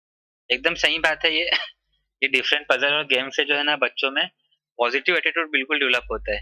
ये जो हम मैथ्स के चीजों को सीखे उसका क्या एप्लीकेशन है, भले ही वो फन एंजॉयमेंट के फॉर्म में हो एप्लीकेशन, लेकिन कहीं ना कहीं तो है ना एप्लीकेशन। पॉजिटिव एटीट्यूड डेवलप होगा। दूसरा है connection between mathematics and everyday thinking. ये तो सबसे इंपॉर्टेंट पॉइंट है ना, मैं तो आपको बार बार बता रहा कि एवरीडे थिंकिंग के साथ आपका ऐसा कॉम्बिनेशन बनाना बहुत जरूरी है। तो बी वाला पॉइंट भी होगा। सी है मेकिंग मैथमेटिक्स इंजॉयबल। अब मैं अगर यहाँ बोलूंगा कि इंजॉयबल जो है ये इररिलेवेंट है, तो ये बिल्कुल भी इररिलेवेंट नहीं है, क्योंकि यहाँ पे गेम्स और पजल्स के साथ में इंजॉयबल होगा ही। क्योंकि यहाँ पे सिर्फ एक ही ऑप्शन थोड़ी सिलेक्ट करना है मेरे को। अगर एक ऑप्शन सिलेक्ट करना रहता तो मैं देखता चारों में से सबसे इंपॉर्टेंट पॉइंट कौन सा है, उसको मैं सिलेक्ट करता। ठीक है, अगर चारों में से मुझे एक ही सिलेक्ट करना रहता तो मैं बी वाला ऑप्शन देख सकता था कि शायद वो सबसे अच्छा ऑप्शन रहे। लेकिन यहाँ मेरे पास में तो ऑप्शन है ना नीचे में, तो सी वाले को भी मैं लूंगा। और डी है प्रमोटिंग प्रॉब्लम सॉल्विंग स्किल। तो मैंने लास्ट क्वेश्चन में आपको बताया, लास्ट क्वेश्चन में कुछ ये टेस्टिंग नहीं है हमारा, टेस्टिंग तो ऑलरेडी हो चुका है प्रॉब्लम सॉल्विंग का, अभी हमको प्रमोट करना है। तो डी वाला ऑप्शन भी रहेगा। ठीक है, अब मुझे तो चारों ही लग रहा था, मैं चेक करूंगा कि चारों वाला ऑप्शन है क्या, चारों वाला ऑप्शन अवेलेबल, तो बिल्कुल उसी को मैं टिक करूंगा, क्योंकि मैंने इसको अच्छी तरीके से चेक किया चारों पॉइंट को। और गेम्स एंड पजल्स के अकॉर्डिंग सही बैठ रहे हैं कि नहीं बैठ रहे, तो बिल्कुल चारों ही ऑप्शन बैठ रहे हैं। इस तरीके से आपका ये सेकंड वाला आंसर रहेगा। समझ में आ रहा है ना? आप जो है क्वेश्चन को थोड़ा समझिएगा, जो मैं कंसेप्ट आपको बता रहा हूँ सबसे पहले तो उसको समझिए। टू द पॉइंट कॉन्सेप्ट मैंने बताने की कोशिश किया है पूरा, ताकि एग्जाम के लिए आपका बेनिफिट रहे, और उसके अकॉर्डिंग ऑप्शन आपको सिलेक्ट करने का है। ठीक है, देखिए पेडागॉगी जो है ना, मैथ्स पेडागॉगी, बच्चों को मैथ्स कैसे पढ़ाना, तो पेडागॉगी तो ठीक है, उसका एक सिलेबस बना हुआ पर्टिकुलरली एक अलग पार्ट है। लेकिन अगर आप टीचर है बाकी डीएड या बीएड करे हुए, उसके अलावा मैं बोल रहा डीएड बीएड है तो टीचर है, वो तो आपका प्रोफेशनल लेवल पर है ना। मीन्स आपका अगर टीचिंग आप करते हो, कहीं ट्यूशन पढ़ाते हो या प्राइवेट स्कूल में पढ़ाते हो, इससे आपका इंटेंसिटी है टीचिंग का, तो आप खुद ही ये सब्जेक्ट को पेडागॉगी को अच्छी तरह से समझ सकते हो। इसलिए यहाँ पे ना मैंने बहुत लंबा लंबा थ्योरी या बहुत लंबे लंबे पॉइंट डिस्कस नहीं किया स्टार्टिंग में, और जो बेसिक कंसेप्ट थे चैप्टर के वो बताया, और डायरेक्ट क्वेश्चन पे आ गया, क्योंकि क्वेश्चन के द्वारा ही मैं आपको बहुत कुछ कंसेप्ट और पॉइंट सिखा रहा हूँ। समझ में आ रहा है? चलते आगे बढ़ते हैं। अगला क्वेश्चन दिसंबर 2018 का क्वेश्चन है। क्या बता रहा है आपको क्वेश्चन में? To develop skill of counting among children. बच्चों को हमको काउंटिंग करने का एक स्किल सिखाने का है, काउंटिंग करना है। Which one of the following is not required. देखिए ध्यान दीजिए यहाँ पे ऐसे वर्ड्स के ऊपर में जहाँ नॉट बोलता है, सारा में से किसकी जरूरत नहीं है, इसकी आवश्यकता नहीं है। क्यों? To be learn as pre number concept. Pre number concept सीखने के लिए, प्री नंबर कंसेप्ट समझने के लिए इस चीज की आवश्यकता नहीं है काउंटिंग में, है ना। प्री नंबर, प्री नंबर समझ रहे हैं आपको, 2 के पहले 1 आता है, 5 के पहले 4 आता है। इसके लिए कौन से इसकी आवश्यकता नहीं है काउंटिंग नंबर सिखाने के लिए? पहला बता रहा है आपका 1 to 1 करस्पॉन्डेंस। 1 to 1 करस्पॉन्डेंस तो बिल्कुल रहेगा 1 2 3 4 काउंटिंग के लिए। दूसरा सीरिएशन बता रहा। तीसरा रिसाइटिंग नंबर्स नेम्स रेंडमली है। चौथा क्रिएटिंग ग्रुप है। ठीक है, फर्स्ट वाला तो रहेगा, आपको बताना है कौन सा चीज नहीं है। अब देखिए सेकंड थर्ड फोर्थ में से कौन सा सीरिएशन आपके लिए क्या है, तो हमें मैंने शॉर्ट में उसका नोट बताया। सीरिएशन यानी क्या है? Is arranging object in order by size location और पोजीशन। सीरिएशन में क्या करते हैं, हम जो सीरीज बनाते हैं ना कोई भी ऑब्जेक्ट को, वो उसको उसके साइज के अनुसार, ठीक है, उसके लोकेशन के अनुसार या उसके पोजीशन के अनुसार उसकी सीरीज बनाते हैं। सीरीज सीरीज देखे होंगे ना आपने, डिफरेंट साइज के अनुसार। ठीक है, जैसे ये डब्बा है, इससे छोटा डब्बा उसके नीचे, उससे छोटा डब्बा उसके नीचे, इस साइज के अनुसार हो गया।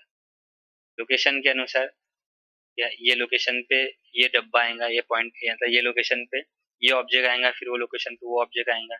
ऐसा लोकेशन बाय लोकेशन चलते रहता है, या पोजीशन बाय पोजीशन चलते रहता है। जैसे हमारा इंडिया का जो मैप है ग्लोब के ऊपर वर्ल्ड के, वो एक पोजीशन है। ठीक है, अब उसके हिसाब से एक सीरीज बना हुआ है हमारा, जो हमारा जीएमटी है। जैसे आप अपने घड़ी के अंदर में जो वॉच देखते होंगे जीएमटी, ये हमारा 5.5 घंटे है आगे है, जहाँ से वो स्टार्ट हुआ है सीरीज से। उसके बाद जो फिर हमारा जो दूसरा देश आता है बांग्लादेश, वो वहाँ पे आधा घंटे का और डिफरेंस है, यानी पोजीशन के अनुसार सीरीज है। लेकिन हमको काउंटिंग सिखाना है ना, पोजीशन थोड़ी सिखाना है काउंटिंग के लिए। तो फर्स्ट वाला तो रहेगा 1 to 1 करस्पॉन्डिंग, थर्ड रहेगा रिसाइटिंग नंबर नेम्स रेंडमली, तो ये भी रहेगा काउंटिंग के लिए रेंडमली कोई भी नंबर को रिसाइट करने का ना, 3, 7, 8, 5, ये मतलब काउंटिंग करते आना चाहिए ना। जैसे इसमें मैं कैसे बोल सकता हूँ, मैं अपने टीचर के तौर पे अपने हाथ में उंगली रखा, 8 उंगली है, ठीक है, फिर मैंने बंद किया, फिर 5 उंगली निकाला, फिर बंद किया, 9 उंगली निकाला, फिंगर काउंटिंग। चौथा है क्रिएटिंग ग्रुप्स, तो ये भी रहेगा ग्रुप के द्वारा भी जो है हम बच्चों को काउंटिंग सिखा सकते हैं ना। आपके 2 स्टूडेंट का ग्रुप है, 3 स्टूडेंट का ग्रुप है, 5 5 स्टूडेंट का ग्रुप है, ठीक है, एक 5 5 का काउंटिंग बन रहा है, इसमें आप 5 का टेबल भी याद कर सकते हैं आपको। 5 1 5, पहला ग्रुप, 5 2 10, दूसरा ग्रुप 5 3 15, तीसरा ग्रुप, या 3 ग्रुप का कॉम्बिनेशन है। तो इसका जो ऑप्शन है सीरीज है हमारा, सीरीज कहीं से भी काउंटिंग के लिए इस्तेमाल नहीं होता, बल्कि सीरीज आपका साइज, लोकेशन, पोजीशन के लिए इस्तेमाल होता है ना, ये भी याद रखिए सीरीज पे। सीरीज जो है आपका शेप में इस्तेमाल हो सकता है, बिल्कुल साइज, लोकेशन और पोजीशन के लिए।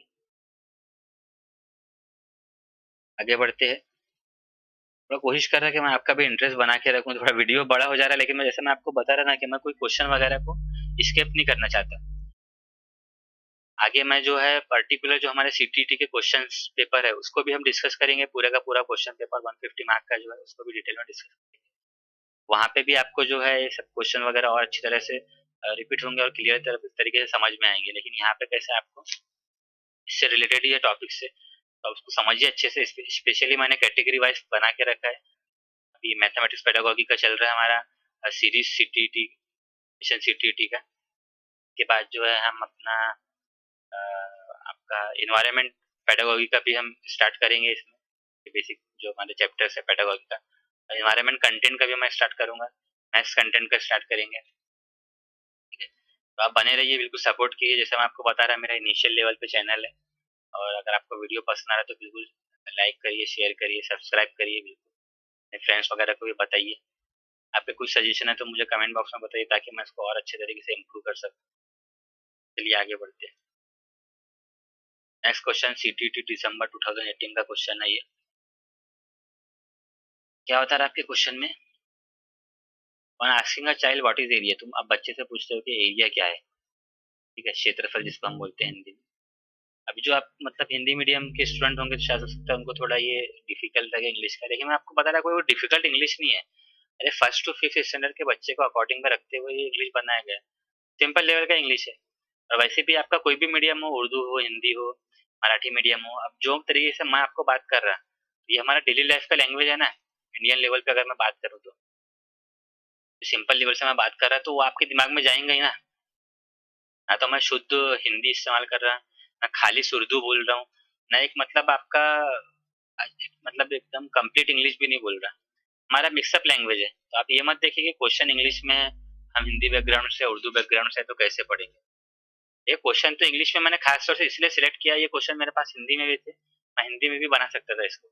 लेकिन जैसे आप देखते होंगे सीटीटी का पेपर अगर आपने दिए होंगे या देखे होंगे, हिंदी कैसा उसमें थोड़ा शुद्ध लेवल का आता है, कुछ कुछ पॉइंट्स को समझना, याद करना थोड़ा मुश्किल जाता है। वही अगर इंग्लिश जो है आप उसको समझ भी सकते, याद कर सकते हो और रिवाइज कर सकते हो आसानी से। तो अगर हिंदी और उर्दू मीडियम भी बैकग्राउंड है या अदर मीडियम बैकग्राउंड भी है, तो जनरल लैंग्वेज में आपको बता रहा ना उसको समझिए, और बच्चे को भी आप इसी लैंग्वेज में समझाइए, ठीक है। चलिए आपका जो रीजनल लैंग्वेज है तो वो तो एक अलग मैटर है, आप रीजनल लैंग्वेज भी समझा सकते हो उस तरीके से। लेकिन रीजनल लैंग्वेज में आपको लैंग्वेज थोड़ी सिखाना है, मैं आपको कंसेप्ट बता रहा ना अपने डेली लाइफ की लैंग्वेज में, उसी तरीके से आप इंटरेक्ट करिए बच्चों से, तो आपके लिए भी बेनिफिट रहेगा, बच्चों को भी समझ में आएंगे। ठीक है, क्वेश्चन देखते हैं। ऑन आस्किंग अ चाइल्ड, बच्चे से पूछने पे व्हाट इज एरिया, एरिया क्या है, he she answered length into breadth, तो उसने क्या बोल दिया सिंपल, आपने बस सिर्फ पूछा कि एरिया क्या है, आपने कोई शेप का नाम नहीं लिया वहाँ पे, सर्कल का एरिया क्या, रेक्टेंगल का एरिया क्या, बस सिर्फ एरिया पूछे। तब आपने कभी ना कभी तो उसको एरिया पढ़ाए होंगे, अलग अलग टॉपिक से रिलेटेड, अलग अलग डायग्राम से रिलेटेड। बस आपके मुझसे सिर्फ उसने ये सुना कि एरिया क्या, डायरेक्ट उसने बोल दिया लेंथ इनटू ब्रेथ, पूछा भी नहीं किस चीज का एरिया, कौन से शेप का एरिया, कौन से डायग्राम का एरिया, नहीं पूछा, डायरेक्ट आंसर बता दिया लेंथ इनटू। बहुत ज्यादा इस्तेमाल होता है ना ये वाला फार्मूला एरिया के लिए, L into B, length into. What can you say about the child's understanding about the concept of area. तो आप क्या कह सकते हैं बच्चे के अंडरस्टैंडिंग से रिलेटेड, वो एरिया का कंसेप्ट कैसे समझ में आया। आपने एरिया बोले डायरेक्ट उसमें फॉर्मूला बोल दिया, कंसेप्ट के मुताबिक क्या उसमें बच्चे का अंडरस्टैंडिंग है। ऑप्शन को देखते हैं, आप बताइएगा क्या आंसर होगा। ऑप्शन वन में है child has no idea about the concept of area, उसको कोई आइडिया ही नहीं है। आप देखिए हो सकता है कि सेकंड है child use the area of rectangle general idea of area of any close. मतलब जो रेक्टेंगल का एरिया ना, तो कोई भी क्लोज शेप उससे समझ गया होगा एरिया, आपने जब बोले डायरेक्ट उसने आंसर बता दिया। मैंने उससे इमेजिन कर लिया कि आपका परसेप्शन समझ लिया कि आप रेक्टेंगल का ही पूछ रहे हो उससे, ऐसा उसको लगा होगा। थर्ड में बता रहा था child is right in saying area is length into breath, child सही है, अगर आप कोई भी एरिया बोले तो यही बोलना चाहिए। फोर्थ है कि child is confuse between the concept of area and perimeter, बच्चा यहाँ पे एरिया और पेरीमीटर के कंसेप्ट में कंफ्यूज है। देखिए बहुत आसान क्वेश्चन है, पेडागोगी लेवल पे समझिए उसको। एरिया आप पूछ रहे हो, सिर्फ एरिया पूछा आपने ना, स्पेसिफाई नहीं किया। बच्चे ने भी पूछा नहीं आपसे किसका एरिया, डायरेक्ट उसने बस एक आंसर बता दिया। बताइए क्या होगा ऑप्शन कमेंट बॉक्स में, मैं आपके ऑप्शन जरूर देखूंगा वीडियो के बाद में। आगे मेरा प्लानिंग है कि हम जो लाइव स्ट्रीमिंग करें, लाइव सेशन रखें इस तरीके के क्वेश्चन आंसर के साथ में, ताकि मैं आपका उसके साथ में आप कैसे आपके कमेंट वगैरह देख के तुरंत में आपको रिप्लाई कर सकूँ क्या हो सकता है। थोड़ा भी हमारा मेरा स्टार्टिंग पॉइंट है तो थोड़ा कुछ इस बजट का प्रॉब्लम है, इसलिए अभी रिकॉर्डेड वीडियो बना रहा हूँ। आगे लेकिन प्लानिंग करूँगा स्ट्रीमिंग वीडियो का भी। तो डिस्कस करते हैं ऑप्शन को। फर्स्ट ऑप्शन में बता रहा है कि child has no idea about the concept of area, so कोई आइडिया ही नहीं है, तो ये पॉइंट तो बिल्कुल गलत होगा। वो आइडिया तो है क्योंकि उसने जो एरिया फार्मूला बताया ना वो एरिया का ही है, पेरीमीटर का या वॉल्यूम का तो नहीं है। अच्छा बता रहा child use the area of rectangle, child ने एरिया ऑफ रेक्टेंगल का यूज किया है as general idea, general idea के तौर पे कि अगर कोई भी उसको एरिया बोलता है तो वो लेन लेन इनटू बीच बोलता है।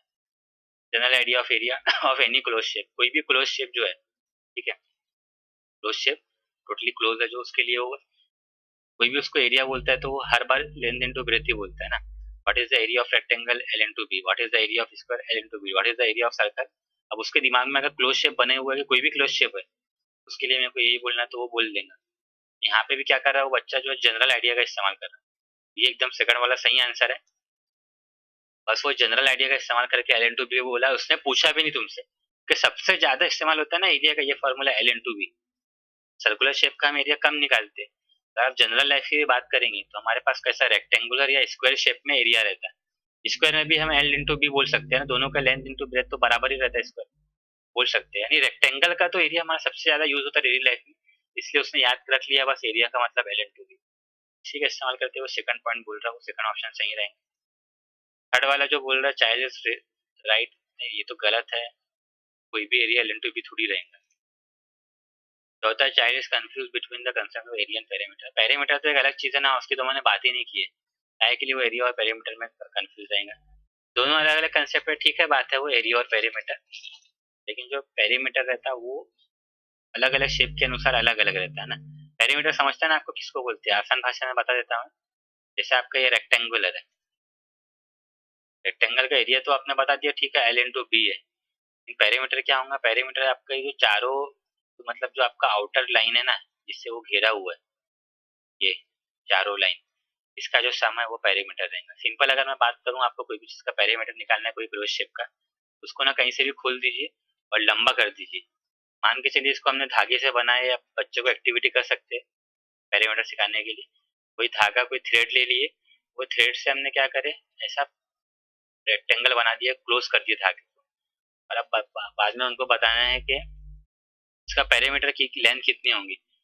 पेरीमीटर का लेंथ निकालना है तो क्या करेंगे आप, ये लंबाई को प्लस करेंगे, लेंथ प्लस लेंथ को, ये विड्थ प्लस विड्थ को प्लस करेंगे, ठीक है।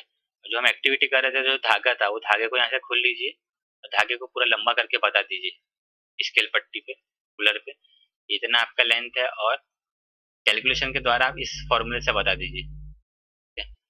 आपको उसका पेरीमीटर का फॉर्मूला तो पता ही होगा, 2 ब्रैकेट में एल प्लस बी, ठीक है। कैलकुलेशन में ये वाला फॉर्मूला यूज करिए, और एक्टिविटी में जो मैंने आपको बताया धागे का थ्रेड का एक्सपांड करके बता दीजिए। दोनों सेम रहेगा पेरीमीटर। कंसेप्ट तो दोनों अलग अलग है, लेकिन यहाँ कोई कंफ्यूजन का सवाल ही पैदा नहीं होता है। यहाँ एरिया की बात कर रही है और बच्चा जो है एरिया के अकॉर्डिंग ही आंसर दे रहा है ना, L/B। L+B तो नहीं बोल रहा ना, L+B बोलता है तो ठीक है, मैं बोल सकता उसको कंफ्यूजन हुआ है, कंफ्यूजन का तो सवाल ही पैदा नहीं होता। आगे बढ़ते हैं। CTET जुलाई 2019 का क्वेश्चन है। अच्छा क्वेश्चन है ये भी, जैसे हम एरिया से रिलेटेड पढ़े कुछ कंसेप्ट से रिलेटेड। अगला क्वेश्चन है, देखिए क्या बता रहा है क्वेश्चन में। A teacher gives the following task to the student of class 4th। Class 4th के बच्चों को कुछ टास्क दिया, टीचर ने क्या टास्क दिया? Arrange 25 tiles in a possible rectangular array. 25 tiles है और आपको कैसे जमाने का है वो? रेक्टेंगुलर शेप में जमाना है, ठीक है। 25 टाइल्स है और रेक्टेंगुलर शेप में जमाने का है। रेक्टेंगुलर एरे जो भी पॉसिबल हो सकता है। Which of the following mathematical concept can be address through this task. इसके लिए कौन सा मैथमेटिकल कंसेप्ट को बताया जा रहा है? अब ये मेरे पास में रेक्टेंगुलर एरे है और 25 टाइल्स को बिठाना है। वैसे टाइल्स में बिठाने के लिए पहले तो मेरे को एरिया कैलकुलेट करना पड़ेगा ना, L/B करके, जो आपका है L/B। इसके द्वारा पहले तो मैं एरिया कैलकुलेट करूंगा, के अनुसार ही मेरे को टाइल्स बिठाना पड़ेगा ना।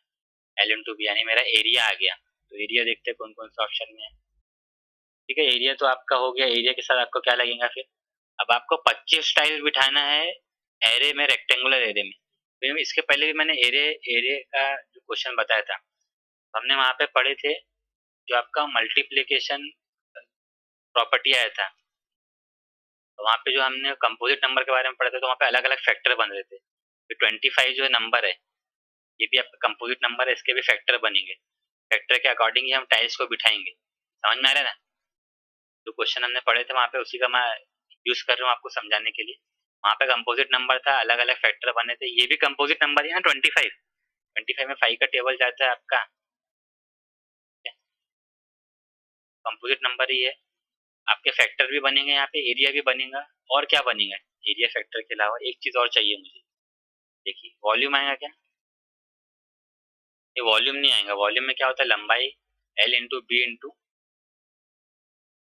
हाइट। उसमें हाइट भी आती है ना, यहाँ पे हाइट का कोई लेना देना नहीं है, तो वॉल्यूम नहीं होगा।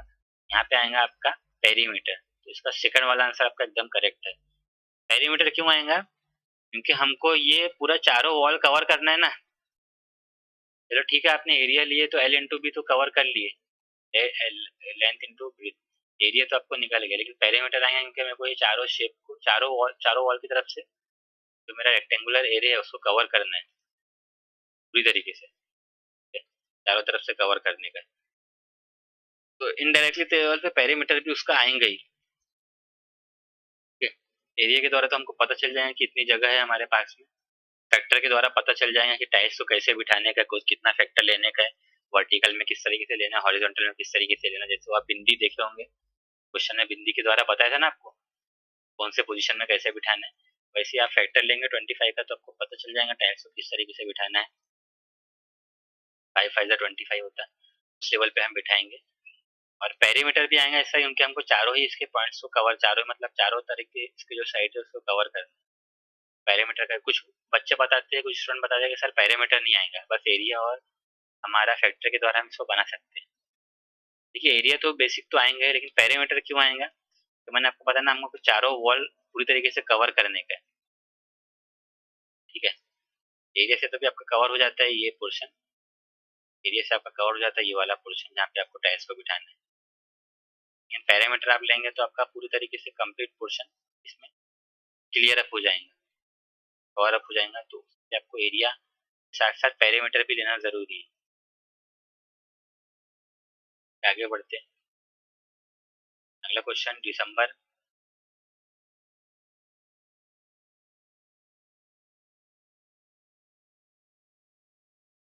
2009 का क्वेश्चन है। गलती से आपका दिसंबर 2005 आ गया, सॉरी 2019 का क्वेश्चन है ये जो है ना, अब थोड़ा करेक्ट कर लीजिएगा। दिसंबर 2019 का क्वेश्चन है, 2005 में तो था नहीं CTET, गलती से टाइप हो गया। 2019 का क्वेश्चन है ये। वैसे ये क्वेश्चन मैंने इस टाइप का क्वेश्चन आपको डिस्कस किया था, मैंने बोला भी था आपको कौन सी 3 चीजों को याद रखना है। चौथी चीज जो रहेंगी वो आपका आंसर रहेगा ना। तो देखिए क्वेश्चन में क्या बता रहा है, which of the following topic are not part of primary school mathematics, चारों में से जो कौन सा टॉपिक है प्राइमरी स्कूल मैथमेटिक्स में नहीं रहेगा एज पर एनसीएफ 2005, एनसीएफ 2005 के अनुसार। ये भी जो टॉपिक है आपका शेप से रिलेटेड है ना, यहाँ पे लिखा नहीं है शेप, शेप हमने इसके पहले पढ़े। शेप से related national curriculum framework NCF 2005 के अकॉर्डिंग कौन सा टॉपिक नहीं रहेगा। टेसिलेशन तो रहेगा, मैंने आपको डायग्राम भी बताया, सिमेट्री भी रहेगा, पैटर्न भी रहेगा। मैंने बताया ना ये तीन चीज तो रहेंगी शेप में। अब यहाँ पे शेप का नाम तो नहीं बताया, लेकिन ऑलरेडी ये तीनों चीज शेप से ही कनेक्टेड है, तो मैं डायरेक्ट शेप लिख दिया वहाँ पे। चौथा जो ऑप्शन है ना रेशो, रेशो प्रपोर्शन वगैरह, ये प्राइमरी लेवल पे आपको नहीं रहता। एंगल बोलो ज्योमेट्रिकल लेवल पे, जैसे हमने वहाँ पे एंगल था इसके पहले जो क्वेश्चन आया था, एंगल हमने हटा दिए। ये रेशो वगैरह भी जो आपको प्राइमरी लेवल पे नहीं रहेगा, कि आपको कैसा बेसिक पहले तो कंसेप्ट सिखाना है ना, उसके बाद में फिर आपका कंसेप्ट सीखने के बाद में जो है अलग जब जो आपका न्यूमेरिकल एबिलिटी है या आपका ज्योमेट्रिकल एबिलिटी है वहां तक हम जाते हैं। पहले तो हमारे कंसेप्ट है ना। दिसंबर 2019 का क्वेश्चन था, फोर्थ वाला आंसर है इसका। याद रखिएगा ये तीनों चीज को आप, शेप से रिलेटेड। ठीक है आगे बढ़ते हैं। अगला क्वेश्चन 2019 का क्वेश्चन है दिसंबर का। Which of the following activity is best suited for the development of spatial thing understanding? कौन सी एक्टिविटी सबसे अच्छी रहेंगी स्पेटियल अंडरस्टैंडिंग के लिए अमंग चिल्ड्रन, बच्चों में स्पेटियल अंडरस्टैंडिंग पैदा करना। अभी स्पेटियल अंडरस्टैंडिंग है क्या, तो उसको मैंने यहाँ पे थोड़ा इलैबोरेट करने की कोशिश किया, उसको समझ लीजिए पहले आप स्पेटियल अंडरस्टैंडिंग क्या है। क्या बता रहा है वो, स्पेटियल रीजनिंग या understanding is defined as the ability to imagine things in three dimension, three D में समझने का कोई चीज को। अब हम जो कुछ देखते हैं तो वो थ्री डी में रहता है ना, थ्री डी मतलब थ्री डायमेंशन, यानी हम उसका तीन व्यू बना सकते हैं। ठीक है, तीन व्यू तो हम बना सकते हैं उसका, जो हम आंखों से देखते हैं। बोर्ड पे भी जो ऑब्जेक्ट है उसको थ्री डायमेंशनल ऑब्जेक्ट बना सकते हैं। बॉक्स वगैरह आपने देखे होंगे, बॉक्स तो बहुत सिंपल रहता है, थ्री डायमेंशनल बना सकते हैं। ऐसा बॉक्स लेते हैं हम, थ्री डी शेप देने की कोशिश करते हैं। तो थोड़ा मेरा राइटिंग खराब आ रहा होगा इसमें, समझ सकते हैं, लेकिन जो बताने की कोशिश कर रहे हैं बॉक्स वगैरह। वैसे बहुत सारे आर्टिस्ट भी है जो आपका जो ये स्क्रीन है जो प्लेन है वो तो 2D रहता है ना, जो हमारा ब्लैक बोर्ड है उसमें 3D लुक दे देते हैं, बहुत बड़ी बात है। तब बहुत अच्छे तरीके से विजुअलाइज करा पाते हैं बच्चों को। ठीक है, तो स्पेटियल अंडरस्टैंडिंग रीजनिंग को समझिए आप क्या है वो। Spatial reasoning is defined as the ability imagine things in three dimension, चीजों को इमेजिन करना थ्री डायमेंशनल में, यही आपका स्पेटियल। अब क्या आता है इसमें, it includes the ability to move object around in your mind, हमारे दिमाग में ऑब्जेक्ट को घुमाना, ऑब्जेक्ट को आगे पीछे करना। अभी थ्री डायमेंशनल बोल रहे हैं तो तीन व्यू रहते हैं कोई भी चीजों का, आप याद रखिएगा। जैसे ये एक बॉक्स है तो ये ऊपर से जो देखते हैं हम, इसका ये टॉप व्यू रहता है, टॉप से देख रहे हैं ना, टॉप से वो कोई भी चीज का रहेंगे टॉप व्यू। ठीक है, इधर से देख रहे हैं तो ये आपका समझ लीजिए, ये आपका रहेगा साइड व्यू। ठीक है, मैं तो इधर से नहीं देख रहा हूँ, इसलिए मैं इसको साइड व्यू बता रहा हूँ, मैं देख रहा हूँ यहाँ से, तो ये मेरा रहेगा फ्रंट व्यू, फ्रंट व्यू। ठीक है, ऊपर वाला रहेगा आपका टॉप व्यू। इसको आप थोड़ा लिखते हुए भी चलिए, मेरे साथ नोट्स बनाते हुए भी चलिए, राइटिंग शायद उतना अच्छा नहीं आ रहा होगा इसका। ठीक है ना, ऐसे कोई भी थ्री डी ऑब्जेक्ट को हम ये करते हैं ना, समझते हैं अपने दिमाग में। जैसे ये बॉक्स था आपका, ऊपर वाला जो था ये टॉप व्यू रहेगा, उसमें तो कोई शक नहीं है। फिर इधर से आप देख रहे हो साइड व्यू। अब साइड व्यू आपका दो हो सकता है, एक तो लेफ्ट वाला होगा या राइट वाला होगा। जैसे ये आपका जो साइड व्यू है, ये लेफ्ट हैंड साइड व्यू है, left hand side view. Writing खराब आ रहा है मेरा, समझ लीजिए इसको, लेफ्ट साइड व्यू। और ये आपका जो फ्रंट व्यू है, फ्रंट व्यू रहता है ना उसमें वो लेफ्ट राइट नहीं रहता, बस साइड व्यू में रहता है लेफ्ट राइट। तो हो सकता है इधर से अगर कोई देख रहा होगा तो वो उसका फ्रंट व्यू बन जाएगा, इधर से राइट हैंड साइड व्यू बन जाएगा। इस तरीके से ये तीन व्यू रहते हैं, तीन व्यू को अपने दिमाग में बिठाना और उसको क्या करना, move object around in your mind, और ऑब्जेक्ट को अपने दिमाग में घुमाना। ये फ्रंट व्यू है, टॉप व्यू है, तो नहीं पलटाएंगे अपन तो टॉप व्यू नीचे में आ जाएगा, नीचे का बॉटम व्यू है वो ऊपर आ जाएगा, अब वो टॉप व्यू बन जाएगा। आगे बढ़ते हैं। Spatial reasoning is as an excellent way to teach maths. Spatial reasoning जो है ये एक बहुत अच्छा तरीका है मैथ्स टीचिंग के लिए। As it gives your student a means to visualise, क्योंकि यहाँ बच्चे विजुअलाइज करते हैं ना, विजुअलाइज कर पा रहे हैं ना, visualise the math in their heads, अपने दिमाग में विजुअलाइज कर पा रहे हैं। जैसे मैं ह्यूमन बॉडी की बात करूँ तो आपका जो टॉप व्यू रहेगा गोल बनेगा ना, आपका जैसे सर है तो सर गोल ही रहता है ना, चौकोर सर तो नहीं रहता किसी का, रोबोट तो नहीं। ठीक है, फ्रंट व्यू देखेंगे तो हमारा फ्रंट दिखेगा, साइड से जो है हमारा साइड व्यू दिखेगा, हाथ पाँव, हाथ वगैरह पाँव वगैरह ना साइड से उतना व्यू दिखेगा। तब आपका कैसा है, विजुअलाइज करना है, ये सबसे इम्पोर्टेंट। तो अब चारों में से कौन सा जो ऑप्शन है वो विजुअलाइजेशन के लिए सबसे सही है, स्पेटियल अंडरस्टैंडिंग यानी 3D विजुअलाइजेशन के लिए। समझ में आ रहा है क्या, 3D विजुअलाइजेशन के लिए कौन सा ऑप्शन सही है? ऑप्शन मैं एक बार पढ़ देता हूँ, आप देखिए यहाँ पे, फिर स्पेटियल यानी 3D विजुअलाइजेशन के लिए कौन सा ऑब्जेक्ट सही होगा जो व्यू को बता रहा है। व्यू मैंने आपको बता दिया ना, एक टॉप व्यू रहता है, फ्रंट व्यू और साइड व्यू रहता है, बस तीन ही व्यू रहते हैं। ठीक है, इसको हमको और ज्यादा डिटेल में डिस्कस नहीं करना है, फर्स्ट एंगल थर्ड एंगल पे रहता है ये, इसको मैं बता सकता हूँ, मेरा वो बैकग्राउंड भी रहा है, लेकिन उसको हमको डिटेल में नहीं जाने का, बस जो हमारा मेन आपका जो क्वेश्चन रिलेटेड पॉइंट्स है उसको ही समझते हुए चलते हैं। तो आपको चारों ऑप्शन में से ढूंढना है कौन सा जो है स्पेटियल यानी 3D व्यू को बता रहे हैं। पहला ऑप्शन है drawing the top view of bottle, तो दूसरा है लोकेटिंग सिटीज ऑन मैप, तीसरा है nothing the time of rise, noting the time of moon rise,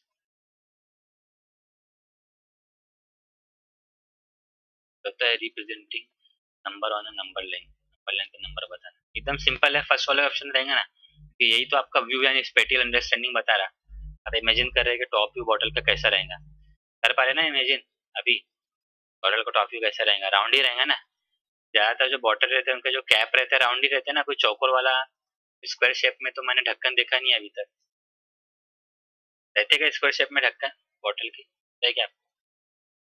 वो भी सकते हो वैसे, लेकिन मैक्सिमम जो हमने देखे है बॉटल का जो टॉप व्यू रहता है वो राउंड ही रहता है, वो राउंड शेप में बनाना पड़ेगा।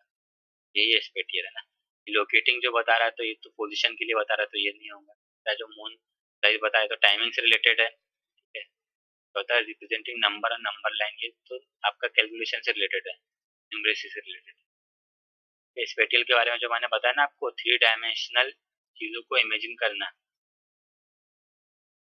याद रखिएगा। ये नोट्स मैंने खास तौर से इसलिए बनाया है, आगे क्वेश्चन से रिलेटेड अगर बाद में आपको कुछ आता है स्पेटियल यानी क्या होता है तो आपको समझ में आना चाहिए, टेसिलेशन यानी क्या होता है समझ में आना चाहिए। ठीक है, फिर ये मैंने कुछ शॉर्ट नोट्स बनाया है, चलिए आगे बढ़ते हैं। अगला क्वेश्चन हमारा ये दिसंबर 2019 का क्वेश्चन है। जब the following is an indicator of mathematical reasoning, चारों में से कौन सी चीज जो मैथमेटिकल रीजनिंग का इंडिकेटर है उसको दर्शा रहे हैं। और 2019 का क्वेश्चन है, ये भी लास्ट क्वेश्चन जो एग्जाम हुआ था आपका सीटीटी का। देखिए कौन सा इंडिकेटर है मैथ्स रीजनिंग का, तो रीजनिंग करना पड़ेगा आपको ये क्वेश्चन के लिए भी। ऑप्शन को देखते हैं, फर्स्ट में बता रहा ability to provide definition of mathematical concept, definition वगैरह बिल्कुल भी नहीं आता छोटे बच्चों के लिए, कहाँ आप डेफिनेशन टेक्निकल टर्म्स वगैरह लाएंगे, कंसेप्ट वगैरह सिखाने ना, डेफिनेशन तो नहीं रहेगा, इसकी ऑप्शन तो मैंने कैंसिल कर दी। देखिए आप तीन में से क्या होता है। सेकंड में बता रहा है ability to provide a justification for mathematical procedure, कोई भी जो मैथमेटिकल प्रोसीजर है उसके लिए जस्टिफिकेशन प्रोवाइड करना, जस्टिफाई करना कि ये एक्स की वैल्यू ये है तो ये क्यों है, आपने जो अजम्पशन की है वो क्यों है, आखिर में आप जस्टिफाई करके बताते हैं ना, hence it's proof, hence it is concluded that, जो भी आपने अजम किया है कि वो अजम्पशन किया है वो सही है। एबिलिटी टू कैलकुलेट इफिशिएंटली, चौथा है ability to recall and correct formula in different situation, recall करना और फार्मूला करेक्ट करना मैथ्स रीजनिंग के लिए। ये कैलकुलेट एफिशिएंटली तो कैलकुलेशन प्रॉपर्टी आ गया ना, कैलकुलेशन एबिलिटी आ गया, ये अपना रीजनिंग वगैरह थोड़ी है, कैलकुलेशन के लिए कोई रीजन थोड़ी करना पड़ता। सिंपल आपका जो न्यूमेरिकल एबिलिटी है उस पर आपका कमांड रहना चाहिए ना, उससे हमने भी क्वेश्चन पढ़े थे कैलकुलेट के लिए। थर्ड भी नहीं रहना, या तो सेकंड होगा या फोर्थ होगा। सेकंड सबसे सही लग रहा है आंसर, सेकंड में क्या बता रहा है, ability to provide a justification for mathematical procedure, जैसा मैंने बताया ना, रीजनिंग का मतलब ही वही रहता है ना, कि हमने जो इसको प्रूफ की है ये ऐसा क्यों है, ये जो हमने अज्यूम किया है इसको इसी ऐसे क्यों अज्यूम किया है, यही फॉर्मूला यहाँ पे क्यों लगा रहे हैं, यही थ्योरम यहाँ पे क्यों लगा रहे हैं, आपको जस्टिफाई करते आना चाहिए ना, यही तो मैथ्स का रीजनिंग है। जैसे एक बच्चा है, आपने उसको एक प्रॉब्लम दी है, उसने गाइड से कॉपी करके ला लिया और आपको बताया, आपने मार्क्स भी दे दिए, लेकिन आपको लग रहा है कि नहीं ये बच्चे ने नहीं कर पाया, क्योंकि कल क्लास में तो ये आंसर नहीं दे रहा था, आज कैसे इसने इतना डिफिकल्ट क्वेश्चन एक बार में कर, तो उसको जस्टिफाई करते आना चाहिए। आप उसके लिए मैथ्स रीजनिंग कर सकते हो, जस्टिफाई योर प्रोसीजर। अगर वो जस्टिफाई कर दे रहा है तो फिर आपको पता चल जाएगा कि नहीं इसने प्रैक्टिस किया, मेहनत किया घर पे, और उसी ने प्रॉब्लम सॉल्व की। सेकंड ऑप्शन नहीं रहेगा। फोर्थ नहीं रहेगा रिकॉल करेक्ट फार्मूला। इसमें कोई तो रीजनिंग है ही नहीं ना कि याद करना, दोबारा से फार्मूला करेक्ट करना। फार्मूला करेक्ट करने में क्या रीजनिंग है? आपको तो दिख रहा है वहाँ पे कि मेरा में कुछ मिस्टेक हो गई है, करेक्ट कर लिया आपने अलग अलग सिचुएशन। सेकंड आंसर एकदम करेक्ट है जो मैंने आपको एग्जाम्पल बताया। इस तरीके से हमने इसका सेकंड टॉपिक कवर किया है। ये हमारा जो नेक्स्ट वीडियो रहेगा, जो हमारा मैथमेटिक्स पेडागोगी का जो फर्स्ट चैप्टर था, नेचर ऑफ मैथमेटिक्स, जो हमने स्टार्ट किए, में हमने सेकंड लेक्चर को आज कवर किए। तो थर्ड और लास्ट लेक्चर रहेगा हमारा मैथ्स पेडागोगी के फर्स्ट चैप्टर का, नेचर ऑफ मैथमेटिक्स का थर्ड लेक्चर है। थर्ड वीडियो हमारा रहेगा, थर्ड लेक्चर, थर्ड क्लास जो रहेंगी हमारी, वो रहेंगे strategies of making meaning and learning. नहीं, मैथ्स को आप क्या क्या स्ट्रेटेजी अपना सकते हो मैथमेटिक्स टीचिंग के दौरान, तो उसको मीनिंगफुल बनाने के लिए और अच्छी तरीके से लर्निंग उसका कंप्लीट हो, बच्चों के माइंड में लर्निंग मतलब अच्छी तरीके से बच्चे समझ सके उसको, क्या क्या आप उसके लिए स्ट्रेटेजीज टूल्स टेक्निक इस्तेमाल करेंगे, उससे रिलेटेड ये वीडियो रहेंगे। उसके बाद हमारा मैथ्स पेडागोगी का जो फर्स्ट चैप्टर है वो कवर हो जाएगा। ठीक है, सिलेबस मैंने आपको पहले ही वीडियो में डिस्कस किया था। वो जितने 9 टॉपिक है उसके 9 या 8 टॉपिक जो है, हम हर टॉपिक को कवर करेंगे।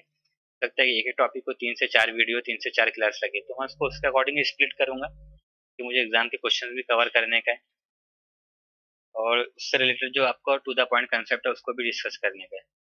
ठीक है, इसका हमारा नेक्स्ट वीडियो रहेगा strategies of making meaning and learning. Maths को किस तरीके से हम अलग अलग टूल्स टेक्निक्स के द्वारा मीनिंगफुल बना सकते हैं। ठीक है, इसके साथ ही जो है मैं इन्वायरमेंट पेडागोगी का भी जो है सीरीज लेके स्टार्ट करूँगा इन्वायरमेंट पेडागोगी का, आप प्ले लिस्ट में देख सकेंगे मेरे। मेरा आपसे भी वही एक रिक्वेस्ट है कि जैसे मैंने बता रहा, मेरा इनिशियल लेवल का यूट्यूब चैनल है, और टीचिंग के द्वारा मैं इंफॉर्मेशन वगैरह नॉलेज को शेयर करना चाहता हूँ, और चाहता हूँ कि जो कुछ भी मतलब मेरा वे ऑफ टीचिंग है उसके द्वारा अगर स्टूडेंट का हेल्प हो सके एग्जाम के लिए, मेरे लिए भी बहुत बेनिफिशियल रहेगा ये। प्लीज़ इसको लाइक करिए, वीडियो को शेयर करिए, सब्सक्राइब करिए। Thank you very much.